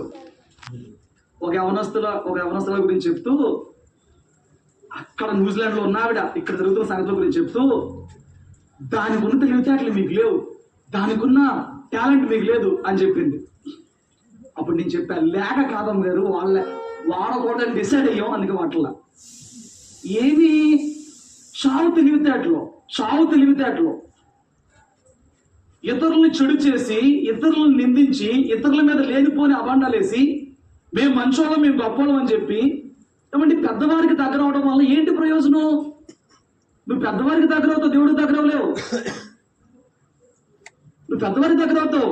ఇప్పుడు ఇక్కడ తను కపటోపాయాలు పన్నాడు. చాలా మందికి జీవితంలో ఏమైనా సాధించుకోవడానికి కపటోపాయాలు ఉంటాయండి. యథార్థమైన మార్గం కాదు, కపటోపాయాలు ఉంటాయి. వాడిని ఎలా పడేయాలి, వాడిని ఎలా డైవర్ట్ చేయాలి, వాడిని ఎలా నమ్మించాలి, వాడిని నమ్మించగలరు, కపటోపాయాలు పొందుతారు. నేను చెప్పాను మా అమ్మగారు మీరు తెలివితేటలు అంటాను, నేను చావు తెలివితేటలు అంటున్నాను. ఆ రకంగా వర్తనలాంటి వాటికి ఎప్పుడు అయిపోయేవాడిని. ఆ మార్పు నాకు వద్దనుకుంటున్నాను. ఆ మార్పు మంచిది కాదండి. మనం సక్సెస్ అవడానికి 2 మార్గాలు ఉంటాయి. కష్టపడి చపటోర్చి ప్రయాసపడి కొన్ని సంవత్సరాల పాటు తీవ్రతరంగా ఇలా చెప్పాలి వేదన పడి ఒకరోజు సక్సెస్ అవ్వడం, షార్ట్ కట్ లో కపటోపాయాలతో అడ్డదారులు సక్సెస్ అవ్వడం. ఇది అందరికీ బాగుంటది. ఏది అడ్డదారిలో పోయేది. ఇప్పుడు ఈయన ఎలా వచ్చాడు? కపటోపాయం, చావు తెలివితేటలు, దొంగ తెలివితేటలు, అడ్డదారిలో. తల్లినో కొడుకు వచ్చి నువ్వు చేస్తున్న పని మంచిది కాదు, నువ్వు చేస్తున్న పని బాగాలేదు, మాకు సమానంగా ఆశీర్వాదం ఇవ్వని చెప్పని నిలదీసే పనిగా, వాదన పెట్టుకునే పనిగా, న్యాయంగా పోరాటం చేసే పనిగా ఎలా ఉండేదో. ఇప్పుడు ఇస్సాకు యాకోబు గురించి మాట్లాడుతున్నాడు. మీ సహోదరుడు కపటోపాయముతో దీవెన పొందుకుని వెళ్ళిపోయాడు. బాగుంది, అతడు దీవించబడినవాడు, అతడు నిజంగా దీవించబడినవాడు, ఎన్నో చెప్పారు, వెరీ గుడ్, బాగుంది. కానీ మీరు చాలా జాగ్రత్తగా గమనించండి. అప్పటిదాకా ఒకే ఇంట్లో కలిసి ఉన్నోళ్ళు అప్పటి నుంచి ఒకే ఇంట్లో ఉండటానికి వీలు పడలా. ఎందుకు పడలా? తమ్ముడు చేసిన కపటపు పనికి అన్నకి తమ్ముడిని చంపేసి అంత కోపం వచ్చింది. తల్లి కనిపెట్టింది, తండ్రికి చెప్పింది, ఆడిని చంపేద్దాం అనుకుంటాడని చెప్పింది. అక్కడి నుంచి పంపించారు. ఏమండి, 40 ఏళ్ళు కలిసి పెరిగిన కుటుంబంలో అన్నకి తల్లికి తండ్రికి దూరం అయిపోయి మేనమామ కొంపను పట్టుకుని అక్కడ వాడి ఇల్లు మోసం చేస్తుంటే మరి మేనమామ పిల్లలు అన్నీ వచ్చింది. నేను కూడా లాభంగా పెద్ద మోసగాడు 7 ఏళ్ళు పనిచేసి నీ కూతురు నాకు ఇవ్వనంటే రాత్రిపూట చీకట్లో పెళ్లి చేసి పెద్ద అడగట్టేశాడు. తెల్లారి చూస్తుంది పెద్దది. నువ్వేమిచ్చావు? మోసంతో సంపాదించావు. ఇప్పుడు ఏం జరుగుతుంది? నీ సంపాదన మోసపుచ్చబడుతుంది. ఇల్లు మామ దగ్గర ఏంటిది అన్నాడు. కనపడుతున్నావు, పెద్దాన్ని పెళ్లి చేయకుండా చిన్నాన్ని పెళ్లి చేస్తానా? నువ్వు వచ్చేసి నాకు చిన్నది కావాలంటే ఇచ్చేస్తానా? పెద్దదాన్ని పెళ్లి అవ్వాలిగా. ఇప్పుడు పెద్దాన్ని చూసుకో, చిన్నది కావాలంటే ఇంకో 7 ఏళ్ళు కష్టపడు. అంటే మోసం చేయబడలా, అన్యాయం చేయబడలా. నువ్వు చేసి వచ్చింది ఏంటి? అది అక్కడితో పోలా, అది అక్కడితో అవలా. అక్కడ ఒక 25 ఏళ్ళు పైన బతికాడు, ఆస్తి అంతా కూడబెట్టుకున్నాడు, దీవించబడ్డాడు, బాగానే ఉంది, దీవించబడతాడు. మోసం మార్పులు కూడా సంపాదించడా? మంచి బట్టలు కొనుక్కోడా? అన్నీ ఉంటాయి, ఇక్కడ ఉండదు. అన్నీ ఉంటాయండి. దూరం నుంచి చూసినోండి, ఆడు చూడు, ఆడు అప్పుడే అన్ని చేసి వద్దు. ఆన్లైన్లో చూడు మాక. ఇక్కడ సంతోషం ఉన్నప్పుడు నువ్వు ఎంత సంపాదించినా ఒకటే. ఇక్కడ సంతోషం లేనప్పుడు ఎంత సంపాదించిన ఉపయోగం ఏంటి? ఇక్కడ ఉండాలి. నేను కష్టపడి సంపాదిస్తున్నా, యథార్థంగా సంపాదిస్తున్నా, నీతి న్యాయాలతో బ్రతుకుతున్నా, నేను ఎవరిని మోసపోచ్చట్లు, ఎవరిని దాగా చేయట్లేదు. ఇక్కడ ఉండాలి. గుండెల్లో ధైర్యం, ఆనందం, ధీమా, దర్జా ఇక్కడ ఉండాలి. లేదా రెట్న వచ్చేస్తుంది నీకు. అయిపోయింది. 2 భార్యలు, 2 ఉపపత్తులు, 11 మంది పిల్లలు, మొత్తం వేసుకుని బయలుదేరిపోయాడు. 25 ఏళ్ళు అయిపోయింది కదా, అన్నయ్య మొత్తం పగ మర్చిపోయాడేమో అని చెప్పి అనుకున్నాడు. ఒకటి పంపించాడు పనుడిని. ఆడు వచ్చి చెప్తున్నాడు, మీ అన్నయ్య ఇప్పుడు 400 మంది తీసుకుని వస్తున్నాడు. అప్పుడు ఒకడే, అప్పుడు యాకోబు ఒకడే. ఆయన మళ్ళీ చెప్తాడు, అయ్యా ఒంటి కర్రతో ఈ నది దాటాను, 2 గుంపులు అంత అయ్యా. దేవుడు ఆస్వాదించిన మాట వాస్తవమే, కానీ నెమ్మది బతుకులో కష్టపడ్డాడు, కష్టాన్ని తగ్గట్టు దేవుడు ఆస్వాదించాడు, బాగానే ఉంది, వెరీ గుడ్. అది ఆ ఫోన్లో ఎవరే సెకండ్లు పెట్టండి మనయ్యనా, స్తోత్రం చెప్పు. కష్టపడ్డాడు, బాగానే ఉంది. ఆ రాత్రి భయం పుట్టుకొచ్చింది. మా అన్నయ్య క్రూరుడు, వేటాటలో నేర్పరి, వీడు అక్కడ ఉండేది నేను ఖండించలేను, ఎదురాడలేను. ఇప్పుడు 400 మంది తీసుకొస్తున్నాడు. తెల్లారితే తల్లిని పిల్లల్ని మొత్తాన్ని వేసేస్తాడు. నేను చేసిన పాపానికి ఇప్పుడు ఏమవుతున్నారు? అప్పుడు నువ్వు చేసిన పాపం నీతో ఉంది. ఇప్పుడు నువ్వు చేసిన పాపానికి 9 తల్లులు, 11 మంది పిల్లలు, పనివారు అందరూ వాటకు వచ్చారు. వచ్చారు రాలేదా?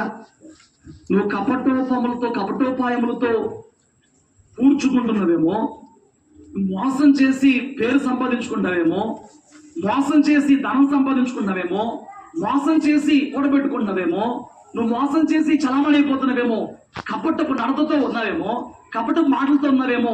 ఈ మనుషులు పట్టుకోలేకపోవచ్చు, మనుషులు నిన్ను అణచలేకపోవచ్చు. ఒక ఫైన్ డే దేవుడు నిర్ణయించాడు, ఒక దినము దేవుడు నిర్ణయించాడు. నీ ప్రవర్తన అంతటికి పశ్చాత్తాపడి బుద్ధి తెచ్చుకున్న రోజు దేవుడు ఒకటి నిర్ణయిస్తున్నాడు. జాగ్రత్త. యాకోబు ఈ మోసగాడు ఆ రాత్రి దేవునితో పిల్లలాట మొదలుపెట్టాడు. నన్ను ఆశీర్వదించు. ఆశీర్వదించంటే మేడల మీద తెలియమని కాదండి.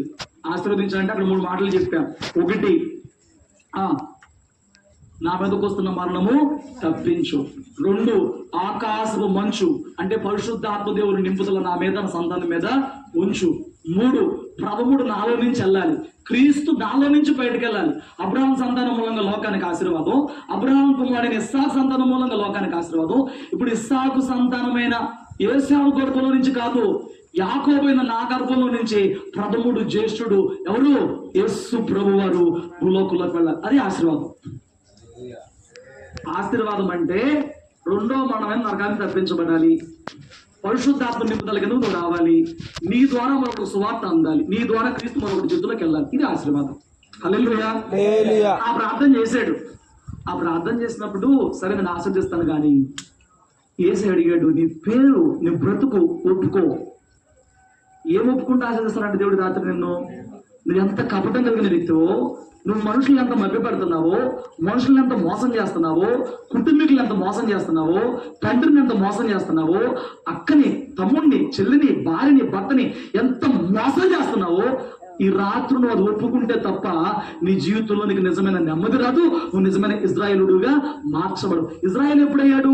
తను అప్పటిదాకా చేసిన వాటిని బట్టి దేవుడితో పోరాడినప్పుడు దేవుడు వాటిని ఒప్పించి ఈ మోసగాన్ని ఇజ్రాయేలుడిగా మార్చాడు.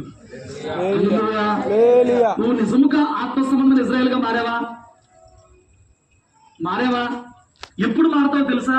ప్రభు సన్నిధిలోకి వచ్చినప్పుడు ఆయన ముఖకాంతిలో నీ ప్రవర్తన అంతా నీకు అసహ్యం పుట్టించదలా కనిపించి నువ్వు పశ్చాత్తాపడినప్పుడు, నువ్వు కాచిన కన్నీరికి దేవుడిని ప్రవర్తన మార్చినప్పుడు నువ్వు ఇజ్రాయేల్ అవుతావు. బాప్తిజం పొందుకుంటే అయిపో, భ్రమపడొద్దు. దేవుని సన్నిధికి దగ్గరకు వచ్చే కొలది నీలోని ఆ ప్రతి అవిధేయత నిన్ను గద్దిస్తూ నీకే నీ ప్రవర్తన అసహ్యం కనిపించినప్పుడు యాకోబు ఎలాగైతే ఒప్పుకుని పశ్చాత్తాపడ్డాడో, పశ్చాత్తాపడితే నువ్వు ఇజ్రాయేల్గా మార్చబడతావు. హల్లెలూయా. చూడండి, అతడు దేవుని దగ్గరికి రాకముందు ఎలా ఉన్నాడు? కపటము లేనివాడిగా ఉన్నాడు. సరే, కపటంతో బ్రతికాడు. అదేం తెచ్చిపెట్టింది యాకోబుకి? ఈరోజు నువ్వు కపటపు జీవితం జీవిస్తున్నావా? కపటపు మాటలు మాట్లాడుతున్నావా? జరిగింది ఒకటి, నీకు ఫేవర్గా నువ్వు చెప్పుకునేది ఒకటి. జరిగింది ఒకటి, నువ్వు ప్రచారం చేసేది ఒకటి. నువ్వు ఒకటి బయటికి చెప్పేది ఒకటి, లోపల ఒకటి బయటికి ప్రకటించుకునేది ఒకటి. అది చలామణి అయిపోతుంది. అది ఎలాగోలా నీకు సంపాదన తెచ్చిపెడుతుంది, అది ఎలాగో మనుషుల మంచి పేరు తెచ్చిపెడుతుంది. కానీ దేవుడి దగ్గర నుంచి నీకు వచ్చి నీకు దీవెనగా మారవలసిన ఆ ఆశీర్వాదం విషయంలో ఈ నీ ప్రవర్తనే అడ్డుపడిపోతుంది. జాగ్రత్త. అది భూమి మీద నీ ఆశీర్వాదాన్ని అడ్డుపడమే కాదు, దేవుని రాకల్లో ఎత్తపడకుండా కూడా అడ్డుపడిపోద్ది. ఇది చిన్న పాపమేమి కాదు. కపటోపాయములతో కొందరు పుట్టుతూనే వచ్చేస్తున్నాడు, ఎక్కడ నేర్చుకోకర్లా. కొంతమంది మొద్దులాగా ఉంటారు, వాళ్ళకి ఏం రావు. నీ కపటోపాయములు చిన్నపిల్లల దగ్గర పనికి వస్తాయి. ఎలాంటి విషయాల్లో? సమ్మం అవుతున్నారా తిను, బూచోడవుతున్నారా తిను. నిజంగా వస్తాడా? రాడు. స్కూల్కి వెళ్ళరేమో కొనిపెడతాను. చిన్నపిల్లల దగ్గర ఉపయోగపడితే నీ కపటం, అదంతా కపటమేగా. నిజమా? యథార్థమా? కాదు. అలాగే వాడికి నష్టం కలిగించిద్దా? కలిగించదు. చిన్నపిల్లడు కాబట్టి అక్కడ వర్కౌట్ అయితే దానికి శిక్ష లేదు. కానీ పెద్దోళ్ళ దగ్గర కూడా నువ్వు ఇదే కపటం ఉపయోగిస్తున్నావు. సేవకుల దగ్గర కూడా అదే కపటం ఉపయోగిస్తున్నావు. దేవుడి దగ్గర కూడా అదే కపటం ఉపయోగిస్తున్నావు. ఈ కపటం నీకేం తెచ్చిపెట్టింది? ఆ రాత్రి యాకోబు దేవుని పదాలు పట్టుకోకపోయి ఉంటే, ఆ రాత్రి యాకోబు తన జీవితాన్ని ఒప్పుకోకపోయి ఉంటే, పశ్చాత్తాపడకపోయి ఉంటే, కత్తులు వేసుకుని వచ్చిన అన్నయ్య పేగలు తెంపుకుని వెళ్ళిపోయాడు. ఆ రాత్రి ఈయన కాచిన కన్నీరికి, ఈయన పడిన పశ్చాత్తాపానికి అతను కన్నీరు పిలిచి బతిమలాడాడు. హోషేయ 12:3 తర్వాత చదువుకోండి. ఆ బతిమలాడుకున్న దానికి తెల్లారికల్లా ఉగ్రుడై వచ్చిన అన్నయ్యని ప్రేమతో ప్రభు నింపాడు. ఎప్పుడు జరిగింది కార్యం? నీ మీద రాబోతున్న కీడు ఎప్పుడు తప్పింది? తన కపటపు జీవితాన్ని, మోసపు జీవితాన్ని ప్రభు దగ్గర ఒప్పుకుని పశ్చాత్తాపడినప్పుడు. నీ మీద రాబోతున్న కీడు ఏమైనా తప్పించబడాలంటే నీ కపటపు నడతని ఈ రాత్రి ప్రభు దగ్గర ఒప్పుకుని నువ్వు కూడా మార్పు చెందాలి. లేకపోతే నీ మీదకి వచ్చి కీడు ఎవరు కూడా తప్పించలేరు. ఎవడు తప్పిస్తాడు? ఎవడడ్డు పడతాడు? చూడండి, మరొక మరొక మరొక సందర్భాన్ని చూపిస్తాను. అపోస్తుల కార్యం 5వ అధ్యాయం మొదటి నుంచి చదివిపెట్టండి. మీరు కుదురు కూర్చుంటారు. అననీయ అను మనుష్యుడు తన భార్య అయిన సప్పీరాతో ఏకమై పొలగొండెను. భార్య ఎరుకనేవాడు దాని వెలలో కొంత దాచుకొని కొంత తెచ్చి అపొస్తలుల పాదముల యొద్ద పెట్టెను. అప్పుడు పేతురు, అననీయ, ఈ భూమి వెలలో కొంత దాచుకొని పరిశుద్ధాత్మను మోసపుచ్చుటకు సాతానుడు ఎందుకు నీ హృదయమును ప్రేరేపించెను? అది నీ యొద్దనున్నప్పుడు నీదే కదా. అమ్మిన పిమ్మట అది నీ వశమై ఉండలేదా? ఎందుకు ఈ సంగతి నీ హృదయంలో ఉద్దేశించుకున్నావు? నీవు మనుషులతో కాదు దేవుడితోనే అబద్ధమాడినవని. ఏం చేస్తున్నారు చూడండి. ఈ కపటోపాయాలు ఎక్కడెక్కడ ఉపయోగిస్తున్నారు? తండ్రి దగ్గర, అన్న దగ్గర, సేవకుల దగ్గర, దేవుడి దగ్గర. భయం ఉండదండి కపటపు నడత నడిచే వాళ్ళకి. భయం ఉండదు, భయం ఉండదు. కీర్తన 32:2 అనుకుంటా అంటాడు, ఆప్తులో కపటం లేని వాడు. చదవండి, ఆ వచనం చదివి పెట్టండి. ఇక్కడ ఏలేలా ఉంచండి. ఆత్మలో కపటము లేనివాడు ధన్యుడు. నీ ఆత్మలో ఏముండకూడదు? కపటం ఉండకూడదు. పెదవుల మీద ప్రేమ ఉంది, అంతరంగులే ఉంది. పెదవుల మీద వాగ్దానం ఉంది, అంతరంగులో ఏముంది? ఆ కాలంలో దేవుడు ప్రతి సమీపంలో ఉందనుకుని వాళ్ళు అనుకున్నారు, ఈ భూములు, ఈ పొలాలు, ఈ ఆస్తులు మాకెందుకులే అని చెప్పి సేవ చేస్తున్న అపోస్తుల దగ్గరికి వాటన్నిటిని అమ్మివేసి ఆ ఆస్తి తెచ్చి వాళ్ళ పొలాల దగ్గర పెట్టేవాళ్ళు. సేవకులు కూడా కానుకలు సపరేట్గా చూసేవాళ్ళు కాదు. వాళ్ళు పడే వాళ్ళు లెక్క చేయాలి, కాళ్ళ దగ్గర పడేసేవాళ్ళు డబ్బుల్ని. ఏమండి, ఇప్పుడు ఏం మాయరోగమో నాకు అర్థం కావట్లేదు. స్పెషల్ కానుకలు అంటున్నారు, స్పెషల్ కవర్లు అంటున్నారు, ఏంటంటో చేస్తున్నారు. అప్పుడు ఎక్కడ పడేసేవాళ్ళు డబ్బులు తీసుకొచ్చి కాళ్ళ అక్కడ పడేసేవాళ్ళు అనమాట. వాళ్ళు లెక్క చేసేవాళ్ళు కదా డబ్బుని. ఇప్పుడు అంతా డబ్బుమయం అయిపోయింది. దేవుడు చూసుకుంటాడు లెక్కలు. అయితే అందరూ ఏం చేస్తున్నారంటే అమ్మేసి తెచ్చి పెడుతున్నారు.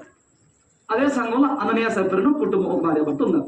వాళ్ళకి పొలం ఉంది, అది అమ్ముతున్నారు. వాళ్ళు అనుకున్నారు 20 లక్షలు వస్తాయిలే, దేవుడికి ఇచ్చేద్దాం. 20 లక్షలు అనుకున్నారు. ₹1,00,000 ఇచ్చింది. ఇప్పుడు ఏమనిపించింది? అందరూ యథార్థంగా ఏం చేస్తున్నారు? ఎంత అమ్మితే అంతకు తీసుకొచ్చి ఇచ్చేస్తున్నారు సంఘంలో. అయ్యా నా పొలం 40 లక్షలకు వెళ్ళిందండి, అయ్యా నా పొలం 30 లక్షలకు వెళ్ళిందండి. ఎంత అమ్మితే అంతకు తీసుకొచ్చి ఇచ్చేస్తున్నారు సంఘంలో. ఓకే, వీళ్ళు కూడా ₹1,00,000 వచ్చినప్పుడు ₹1,00,000 ఇచ్చేయాలి కదా. భార్యాభర్త అనుకున్నారంట, అమ్మో 20 లక్షలు అనుకుంటే 5 రెట్లు వచ్చింది, ₹1,00,000 వచ్చింది, అంతా ఇచ్చేయాలా? మరి ముందు అనుకున్నాం కానీ అని అంటే ఒక పని చేద్దాంలే, సగం దాచి పెడదాం, సగం తీసుకెళ్ళి అయ్యగారి దగ్గర పెడదాం. ఇప్పుడు భార్య అడుగుతుంది, అయ్యగారు మరి మొత్తం ఇదేనా అంటే ఏం చెప్తావు? మొత్తం ఇదేని చెప్తా, దాసరని చెప్తే మనం మిగతా వాళ్ళకంటే తక్కువైపోము అంటే అందరితో పాటు సమానంగా పేరు కావాలి. అందరితో పాటు సమానంగా తెచ్చేస్తున్నారా? ఇవ్వట్లా. సో ఇప్పుడు భార్య చెప్పింది, ఇద్దరం ఒకేసారి ఎందుకులే కానీ నువ్వు ముందెళ్ళు, ఈ లోపు నేను వంట చేసేస్తాను. భార్య భర్త సంఘానికి ఎట్టగలండి? వాళ్ళు ఏకమే రావాలి. ఇంట్లో ఏకీపించారు. మరి సంఘంలో మొగుడు ముందు పంపించింది. ఎవడ ఆహాబడి తమ్ముళ్ళగా ఉన్నాడు, పిల్లలు ఏం చేస్తే తింటాడు. వెళ్ళాడు, ఎగారు మా పొలం అమ్మానండి, డబ్బులన్నీ ఇయ్యి, దేవుడు మహాకృప అండి, 20 లక్షలకు వెళ్ళిందండి, 50 లక్షలకు వెళ్ళింది. 50 లక్షలు తెచ్చాను ఎగారు, లెక్కేస్తారా? అవి కాళ్ళ దగ్గర పెట్టే అయినా, కౌంటింగ్ మిషన్ లేకపోయినా, ఏమి చేయకపోయినా, అక్కడ సీన్ మొత్తం ఇక్కడ ఏసేఎస్ ఇక్కడ చూపించాడు. పేదరికి మొత్తం చూపించాడు. ఎంత కమ్ముడైంది, ఏ జాడీల్లో పెట్టారు, ఎక్కడ మూటగడ్డి పెట్టారు, ఎంత తెచ్చారు, మొత్తం డీటెయిల్స్ దేవుడు చెప్పేశాడు ఆల్రెడీ. అయిపోయింది, డీటెయిల్స్ వచ్చేసింది. అప్పుడు అడుగుతున్నాడు, మీరు ఎవరిని మోసపుచ్చాలనుకున్నారు తెలుసా? పరిశుద్ధాత్మ దేవుణ్ణి మోసపుచ్చాలనుకున్నారు. అది అమ్మినప్పుడు నీదే, నీ వశమే ఉంది. నువ్వు తెచ్చినప్పుడు ఇది సగమని చెప్పలేకపోయావు ఎందుకు? అబద్ధం ఆడేవి ఎందుకు? ఈ సంగతులు హృదయం ఎందుకు అనుకున్నావు? నువ్వు మనుషులతో కాదు, అధికమైన కపటం డబ్బు దగ్గరే కనబడుతుంది. కపటమే, ఎంత కపటమే, ఎంత కపటం. కపటం ఎక్కడ కనిపించింది? డబ్బు దగ్గర అధికంగా కనపడింది కపటం అంతా. ఏమండి, అననీయ ఈ మాటలు వింటూనే పడి ప్రాణం వదిలేశాడు. నేను చెప్తుంది అదే.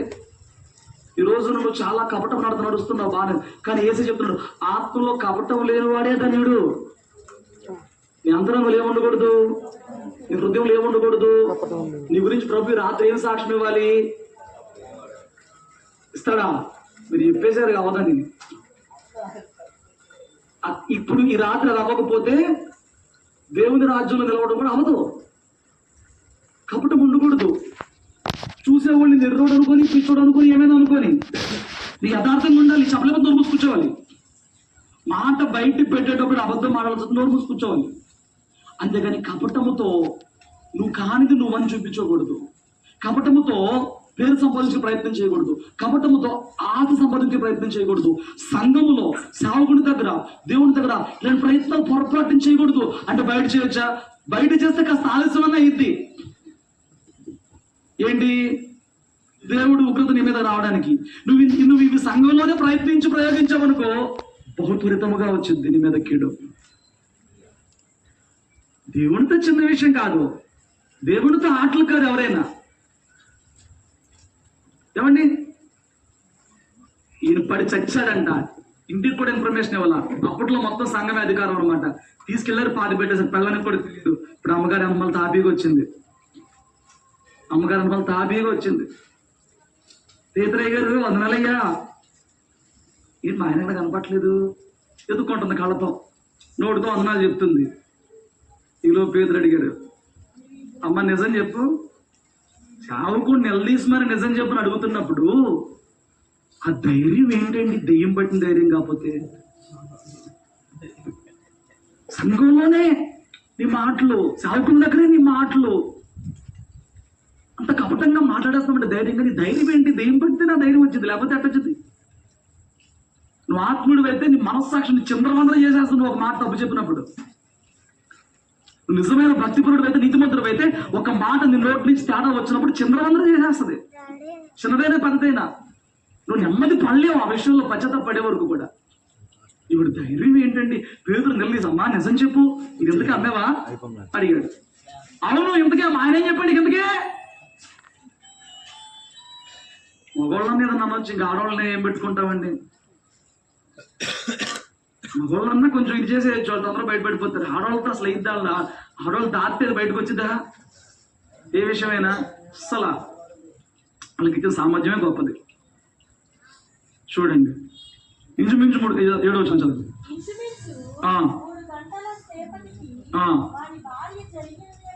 తెలియదు బాబు ఆవిడిగా. ఇంతకీ అమ్మారా?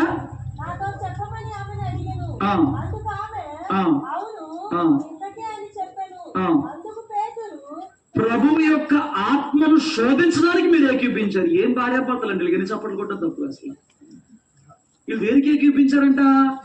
ప్రభువుని శోధించడానికి, ప్రభువుకి నొప్పి పుట్టిస్తానికి, ప్రభువుకి బాధ కలిగిస్తానికి ఆ భార్యాభర్తలు ఏకీపించారంట. ఉన్నారా ఎవరన్నా భార్యాభర్తలు మంచోళ్ళు? ఇలాంటి వాళ్ళు ఎలాంటి వాళ్ళు? మోసానికి భార్య మోసం చేస్తుందని తెలిస్తే భర్త ఇంకా 4 కలిపి ప్రొటెక్ట్ చేస్తాడు. భర్త మోసం మాటలు చెప్పని తెలిస్తే భార్య వచ్చి అవును నేను నిజమే అని చెప్పింది ప్రొటెక్ట్ చేసిద్ది. ఎదుటి భర్త మోసం చేస్తుంటే భార్య వచ్చి ప్రొటెక్ట్ చేసిద్ది, ఇంకా 4 కలిపిద్ది. భార్యాభర్తలు అతన్ని భర్త వచ్చి కలుపుతాడు. ఉన్నారా?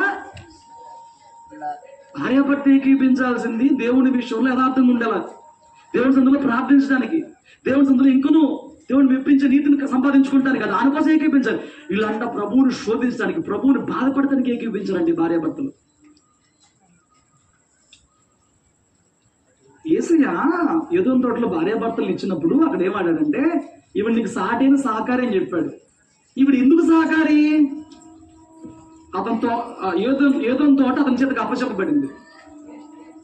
ఈ ఏదోను తోటను సేద్యపరిచే విషయంలో ఈవిడ సహకారిగా ఉండాలి.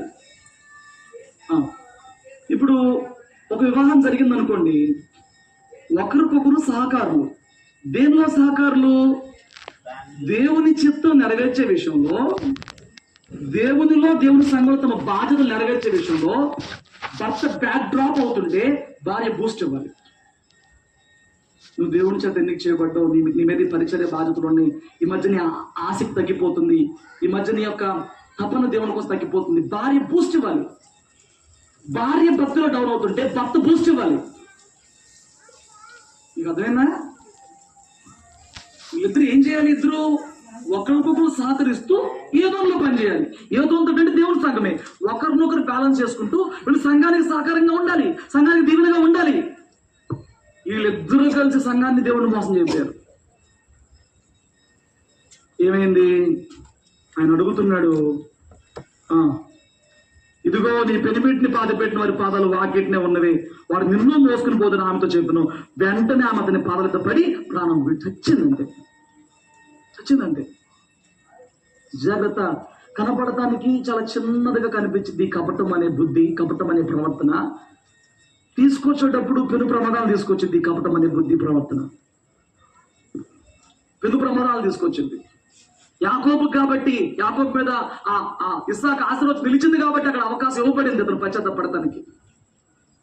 అఫ్కోర్స్ ఈ రాత్రి నీకు ఇంకా పశ్చాత్తపడటానికి అవకాశం ఉంది కదా అని చెప్పని దేవుని దగ్గర, సంఘం దగ్గర, సావుకుల దగ్గర కపటోపాయాలు, కపటపు నటలు నటించమాక, ప్రయత్నించమాక. డైరెక్ట్ గా బయటపడి గద్దించలేకపోవచ్చు, కానీ దేవుడికి అప్పచెప్తావు అంతే. చేసిన తప్పు అని బహిరంగ గద్దించలేవు. గద్దించు నువ్వు ఎదురు తిరుగుతావు. నువ్వు రెబలిస్ట్, నువ్వు రెబల్ క్యాండిడేట్, నువ్వు తిరుగుబాటుదారువి. సో బహిరంగంగా గద్దించలేకపోవచ్చు. అయ్యా చూడు నాయన, దేవుడికి అప్పచెప్పేస్తాం. వంశ సేవకులు బాధపడి దేవుని అకౌంట్లు వేస్తారు అనుకో, వీడు సంఘంలో కపటంగా ఉంటున్నాడు, వీడు నా దగ్గర కపటపు మాటలు మాట్లాడుతున్నాడు, వీడు కపటపు నడుస్తున్నాడు, వీడు గద్దించినా మానట్లేదు, దేవుని అకౌంట్లు వేస్తావు అనుకో, దేవుడు విత్ ఇన్ షార్ట్ టైంలో సెటిల్ చేస్తాడు. స్తోత్రం చెప్పు. కానీ నువ్వు మందిరానికి వచ్చి నేర్చుకోవాల్సింది ఏంటి? ఈ సెటిల్మెంట్లు గద్దింపుల దాకా నీ ప్రవర్తనలో ఇలాంటి ఇముడ్చుకుని బతకడమా? నీ గుణాలు, నీ స్వారూప్యము, నీ పోలిక ప్రభువు వలె మార్చబడ్డానికే కదా పైన చెప్పిన మాట నన్ను వెంబడించండి. ఆయనలో కపటం ఏమన్నా ఉందా? ఏమండి, పేతురు పత్రిక అనుకుంటే చెప్తాడు, ఒకసారి చూడండి నా మాట కూడా. వినగలరా? ఇంకొకటి గురించి చూపిస్తాను, మీరు వింటారంటే. 1 పేతురు పత్రిక 2వ అధ్యాయము 22వ వచనం చదవండి. చేయలేదు. యేసయ్య నోట తన 33 జీవిత కాలంలో ఏ కపటం లేదంట. ఆయన జీవితంలో చెప్పాలందరూ, ఆయన జీవితంలో, ఆయన నోట మాట్లాడరండి. మనం ఎవరు వెంబడించాలి? మరి మన నోట నీ కపటపు మాటలు నాయన. మరి మన ప్రభు మనకు చూపించిన మాదిరి ఏంటి? ఆయన బతికినంత కాలంలో ఆయన నోట్లో ఏ మాట లేదండి. ఇంకొకటి ఉన్నాడండి, చూపిస్తాను వినండి. అది కూడా 2వ సమయాల గ్రంథం 13వ అధ్యాయంలో ఒకడు ఉంటాడు. వీడు భయంకరం, వీడు బీస్ట్ అన్నమాట ఈ విషయంలో. 13:3 చదవండి. అమ్నోనుకు ఫ్రెండ్ వాడు ఉన్నాడు.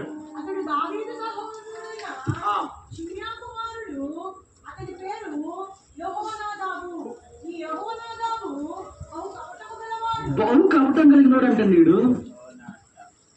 యెహోనాదాబుడు బహు కపటం ఉన్నాడు అంటే వీడు. కపటం ఉన్నవాళ్ళు చాలా జాగ్రత్తగా పెట్టండి. కపటం ఉన్నవాడు వాడు కపటంగా ప్రవర్తించడమే కాదు, వాడు ఫ్రెండ్స్ ఎవరన్నా ఉంటే వాళ్ళకి నేర్పిస్తాడు. నాకు ఇలాంటి పరిస్థితులు ఏం చేయాలన్నా అడిగామనుకోండి, నువ్వు మంచోడివి, నీ యథార్థుడు, నీకు కన్నింగ్ బుద్ధులు నీకేం తెలియవు. ఆడవాడితో ఫ్రెండ్షిప్ చేస్తున్నా, పని మనవాడితో ఆడికి తెలుసు, ఆడి చెబితే నువ్వు ఎదిరిపోతావు అని అడిగలు ఎత్తాడు. ఎవడో బుద్ధున్నోడు. ఆ తర్వాత కూడా వచ్చి చెప్తాడు, నీకు బుద్ధి లేదు, నీకు నేనైతే అట్లా చేసేవాడిని అంటే నీకు ఆశ్చర్యం అనిపించింది. అవునా? ఉంటారండి, మీరు కనిపెట్టండి, వాక్యం కూడా అబద్ధం పోదు.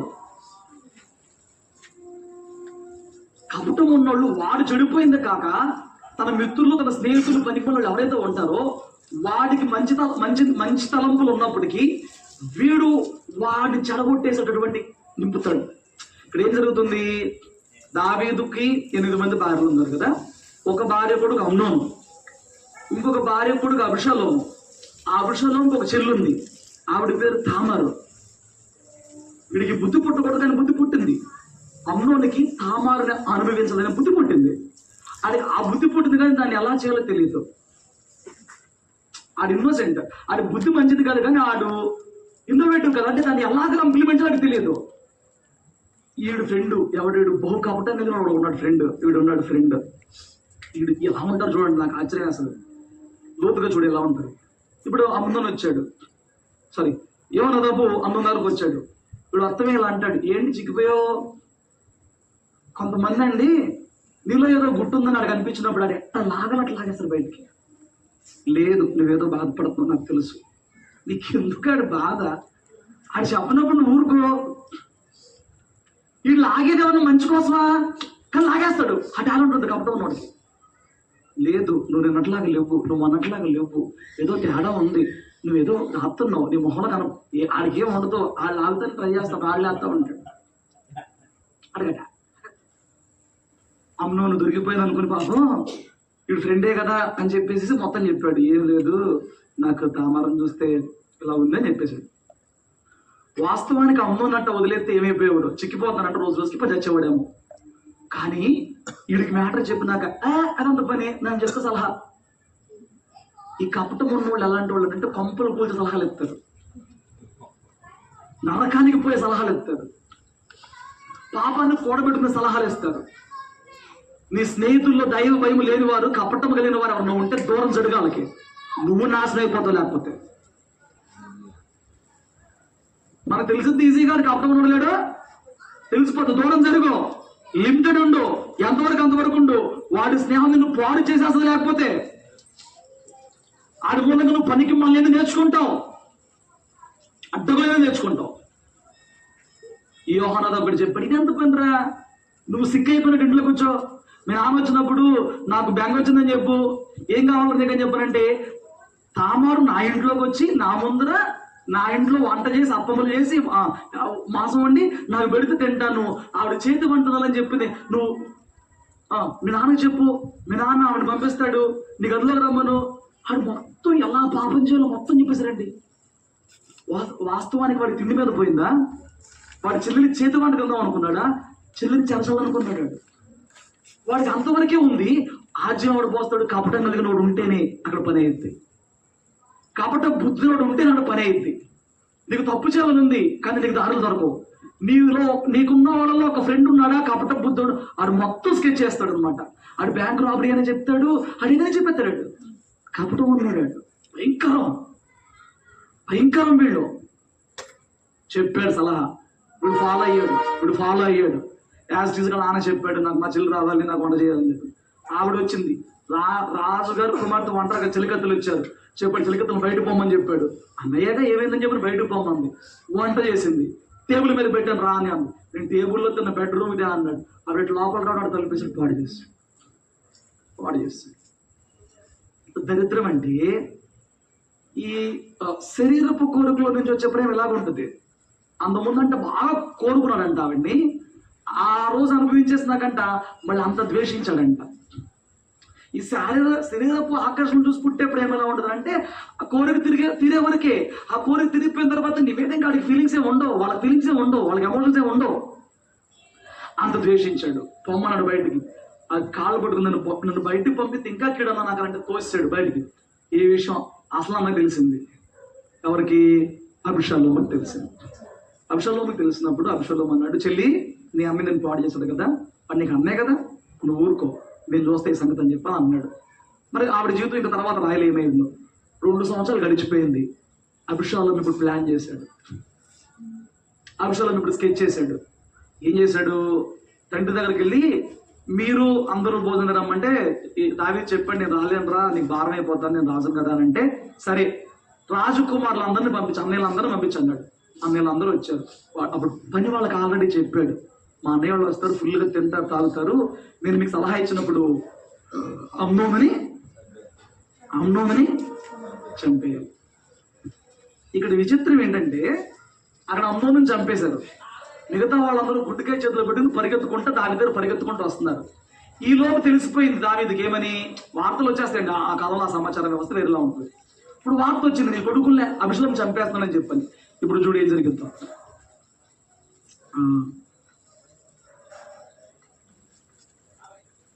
29వ వచనం, 13:29. అబ్షాలోము ఇచ్చిన ఆజ్ఞ చొప్పున ఆ. వారు చేయగా ఆ. రాజకుమారులందరూ లేచి ఆ. తమ కంచెల గాడిదలెక్కి పారిపోయి ఆ. వారు మార్గంలో ఉండగానే ఆ. ఒకడునూ లేకుండా ఆ. రాజకుమారులందరినీ ఆ. అబ్షాలోము ఉమ్. హతము చేసినని దావీదునకు వార్త రాగా అతడు లేచి వస్త్రములను చింపుకొని నేలపడి ఉండెను. మరియు అతని సేవకులందరూ వస్త్రములను చింపుకొని దగ్గర నిలవబడి ఉండేది. ఇప్పుడు చూడండి, దావీదు సహోదరుడైన షిమ్యాకు పుట్టిన యెహోనాదాబు వీరిని చూచి రాజకుమారులైన యెహోవాలందరినీ వారు చంపినని నా ఏలిన వాడవకు నీవు తలవంచవద్దు, అమ్నోను మాత్రమే మరణమాయెను. అతడు చూసారా? ఇప్పుడు మీరు అసలు అక్కడ సలహా ఇచ్చినోడు ఎవడో? ఈడే. ఇప్పుడు మాట్లాడుతున్నాడు యెహోనాదాబు గాడే. సలహా ఇచ్చింది వీడు, ఆజ్యం పోసింది వీడు, ఊతం ఇచ్చింది వీడు. తప్పు చేసింది ఆయన. తప్పు చేశాడు, శిక్ష వచ్చి చచ్చిపోయాడు. అమ్నోని అనగమాలు వెళ్ళాడు ఆ విందుకి. ఎంత ఎంత కన్నింగా ముందు తెలిసిన సమాచారం.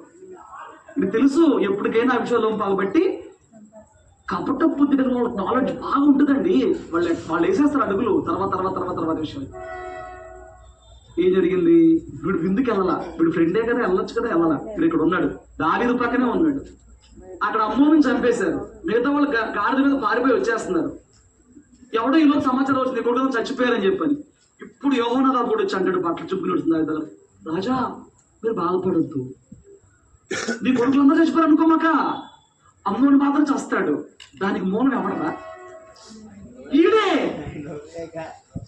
కపటం ఉన్నోళ్ళు ఇటు ఎగదోస్తాడు, ఇటు చోలు పడతాడు. రెండు వర్గాలను ఇటు బ్యాలెన్స్ చేస్తాడు. ఇటు మధ్యలో పైశాచిక ఆనందం పొందుతూ ఉంటాడు. వీళ్ళు ఎగదోస్తాడు, వీళ్ళు చోలు పడతాడు. అమ్మోని ఎగదోస్తుంది ఎవడు? వీడే. ఇప్పుడు ఓదారుస్తుంది ఎవడు? అసలు అక్కడ ఉంటే ఈడు గుండెకి. ఇప్పుడు అమ్నోనికి సలహా ఇచ్చింది నేనే తెలిస్తే ఏమైపోద్దనే భయం లేదు అసలు. ఆ భయం ఏమన్నా గుండెల్లో? అమ్మోని పాపం చేయడానికి మూలం నేనే, అమ్మోనికి సలహా ఇచ్చిన వాడు నేనే అంశంలో తెలిసిందనుకో, నాకు అసలు భయం, ఈ కపటం ఉండడానికి భయం ఏముండదు. సలహా ఇచ్చింది వీడే, పాడు చేపించింది వీడే, చావు తెప్పించింది వీడే, ఓదారుస్తుంది వీడే. ఇంత కపటం అండి మనుషుల్లో. ఇప్పటికే ఉంటారు ఇలాంటి వాళ్ళు. నీ జీవితానికి బాధ కలగడానికి మూలం వాళ్ళే, నీకు ఇబ్బంది కలగడానికి మూలం వాళ్ళే, నీకు తిప్పలు తెచ్చిపెట్టే వాళ్ళే. మళ్ళీ తలనివరేది కూడా. ఇప్పుడు దావీదును ఓదారుస్తున్నాడు యెహోనాదాబు వచ్చి, రాజా నీ కొడుకులందరూ చచ్చారు అనుకోమాక, అందరూ చేస్తాడు. ఎందుకంటే నాకు తెలుసు వాడు పాపం చేశాడు, అబ్షాలోము కోపం వచ్చింది. అసలు మూలం ఎవడరా? చూసారు ఎంత కపటం అంత ఆడు బహు కపటం అనమాట. ఏంటా కపటం? ఎంకరేజ్ చేసి ఓదారుస్తూ ఉంటుంది. ఉన్నారా మన మధ్యలో వాళ్ళు? రెచ్చగొట్టేది నువ్వే, ఎగదోసేది నువ్వే. నీ మాటలిని మీ ఆయన వెళ్ళి గొడవపడి వచ్చాడు, అటిల్లి మళ్ళీ ఓదొచ్చేది నువ్వే, అటిల్లి మళ్ళీ సముదాయించేది నువ్వే, చల్లపరిచేది నువ్వే. అంత కపటం అండి మనుషుల్లో. అప్పుడు అందరూ పరిగెత్తుకుంటూ వస్తే అంటాడు, నేను చెప్పలేదా?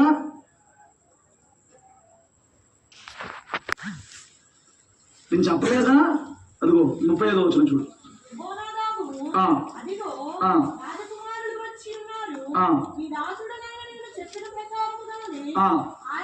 మళ్ళీ చూడు, రాజుకి ఏం చెప్తున్నాడు? నేను చెప్పే కదా, నేను ఆ మాట విన్నా కదా, చూసా నేను చెప్పినట్టు నీ కొడుకులు ఎవరికి ఒకటే చచ్చారు, అందరూ బాగున్నారు. అక్కడ ఏం చెప్తున్నాడు రాజుకి? ఏమంటే రాజుకి గచ్చిపోత మాటలు పోస్తాడు అన్నమాట. ఇప్పుడు రాజుకి నువ్వేమో తెలిస్తే అభిషేకంకి నువ్వే, వాడికి ఆ భయం ఏమి ఉండదు. ఆ వేసిన స్కెచ్ ఆడికి తెలుసు, నేను బయట పడను, నేను దొరకను, నాకేం కాదు, ఇప్పుడు నేను కవర్ చేసుకుందాం చెప్తారండి. తెలివితేటలో నువ్వు మనుషుల దగ్గర చేయొచ్చు, కానీ దేవుడు ఏం చెప్తున్నాడు? ఈ మాట చెప్పి నేను ముందుకెళ్ళి ముగిస్తాను. చూడు, దానియేలు పక్కన హోషేయ గ్రంథం ఉంటుంది చూడు. దానియేలు పక్కన హోషేయ గ్రంథం ఉంటుంది చూడు. 10వ అధ్యాయం చెప్తే 10:2 చదువు. వారి మనస్సు కపటమైనది కనుక ఆ, వారు త్వరలోనే ఆ, తమ అపరాధములకు శిక్ష నొందుదురు. జాగ్రత్త. నీ మనసులో కపటపు బుద్ధి, కపటపు వంచన, కపటపు వాగ్దానములు, కపటపు ఎలా ఆశీర్వాదం కోసం కపటపు ప్రయత్నాలు కలిగిన మనసు నువ్వు కలిగి ఉంటే, కలిగిన తలంపులు నువ్వు ఉంటే, క్రియలు నువ్వు ఉంటే, చేస్తుంటే వాటిలో నడుస్తుంటే అది అపరాధం అని దేవుడు చెప్తున్నాడు. ఎలాంటి అపరాధం? త్వరలోనే శిక్ష పొందుకునే అపరాధం అని దేవుడు చెప్తున్నాడు. నీకు పరలోకంలో చోటు ఉండదు. నువ్వు ఆయన పోలు నడుచుకోవాలి, ఆయన వెంబడించాలి. ఆయన నోట కపటం అనేది లేదు. ఆయన నోట, ఆయన మాట కపటం ఎప్పుడూ కూడా లేదు, రాదు. దేవుడు యథార్థవంతులు ప్రేమిస్తాడు. ఆయన మాట యథార్థం, ఆయన మాట సత్యం. నీ మాట అలా ఉండాలి. ఇక్కడ చెప్పేస్తున్నాడు, కపటం మనసు, వారి మనసు కపటమైనది కనుక వారు త్వరలోనే తమ అపరాధం, ఏంటి అపరాధం? కపటపు మనసు, శిక్ష పొందుకుంటావు. రాత్రి మన మధ్యలో ఎవరైతే కపటపు నటన, కపటపు బ్రతుకు, కపటపు జీవితము, ఏమండి, ఇంట్లో బంధువులతో, స్నేహితులతో, సమాజంలో, సంఘంలో, సేవకులతో, దేవుడితో, అందరితో కపటం. జాగ్రత్త, త్వరలోనే దీనికి దేవుడు తగిన పరిష్కారం చేయబోతున్నాడు. నయం పరిశ్రమ తేలిక కాదు, రిజల్ట్ అయితే తట్టుకోలేము, నువ్వైనా నేనైనా. రాత్రి మనము కూడా దేవుడి దగ్గర యాకోబులాగా పెనుగులాడి మన జీవితంలో ఒప్పుకోవాల్సినవి ఒప్పుకొని ఇజ్రాయేలుగా మారి నిజమైన ఇజ్రాయేలుగా దేవుని చేత సాక్ష్యము పొందాలి. హల్లెలూయా. ఇంకొక మాట చూడు, ఏమంటాడు? 1 పేతురు పత్రిక 3:10 చదవండి, ప్రార్థన చేసుకుందాం.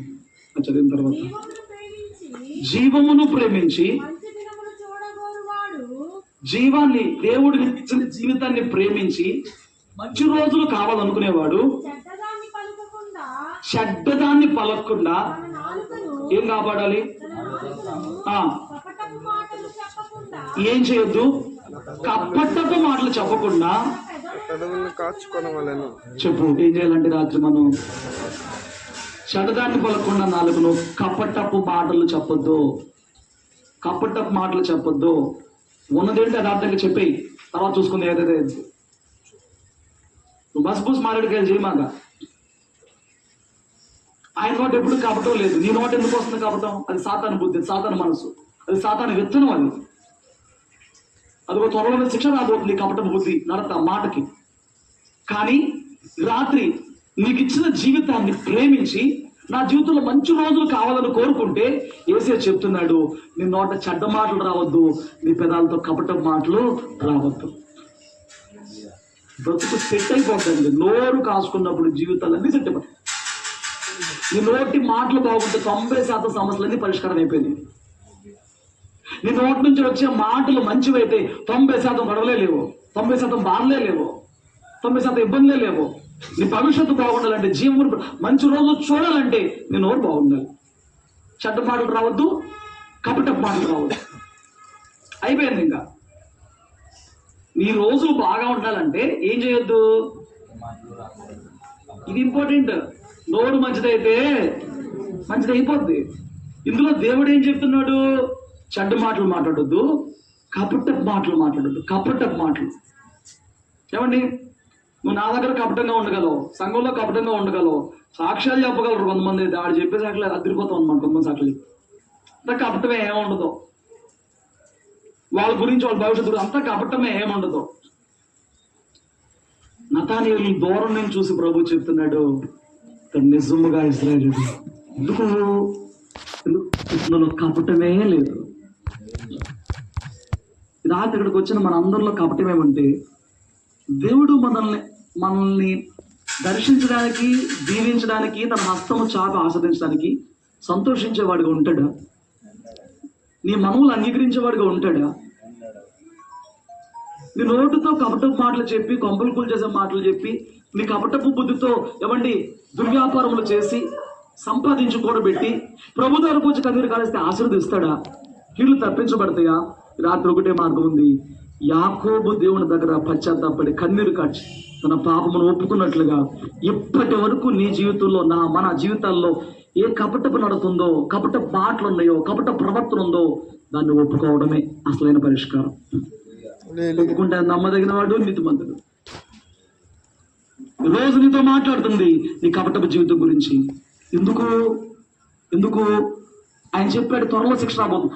ఆ శిక్ష నుంచి తప్పించి నీకు మంచి రోజులు ఇవ్వడానికి ఈ రాత్రి ప్రభు చెప్తున్నమాట, నీ కపటపు జీవితాన్ని మానుకో, నీ కపటపు మాటలను మానుకో, నీ కపటపు ప్రవర్తన మానుకో, యోహాను దోబుగాళ్ళలాగా పక్కన వాళ్ళని చెడగొట్టే జీవితాలను మానుకో.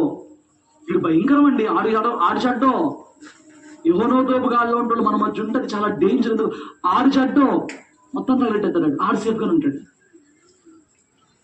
నీకు అర్థమైందా?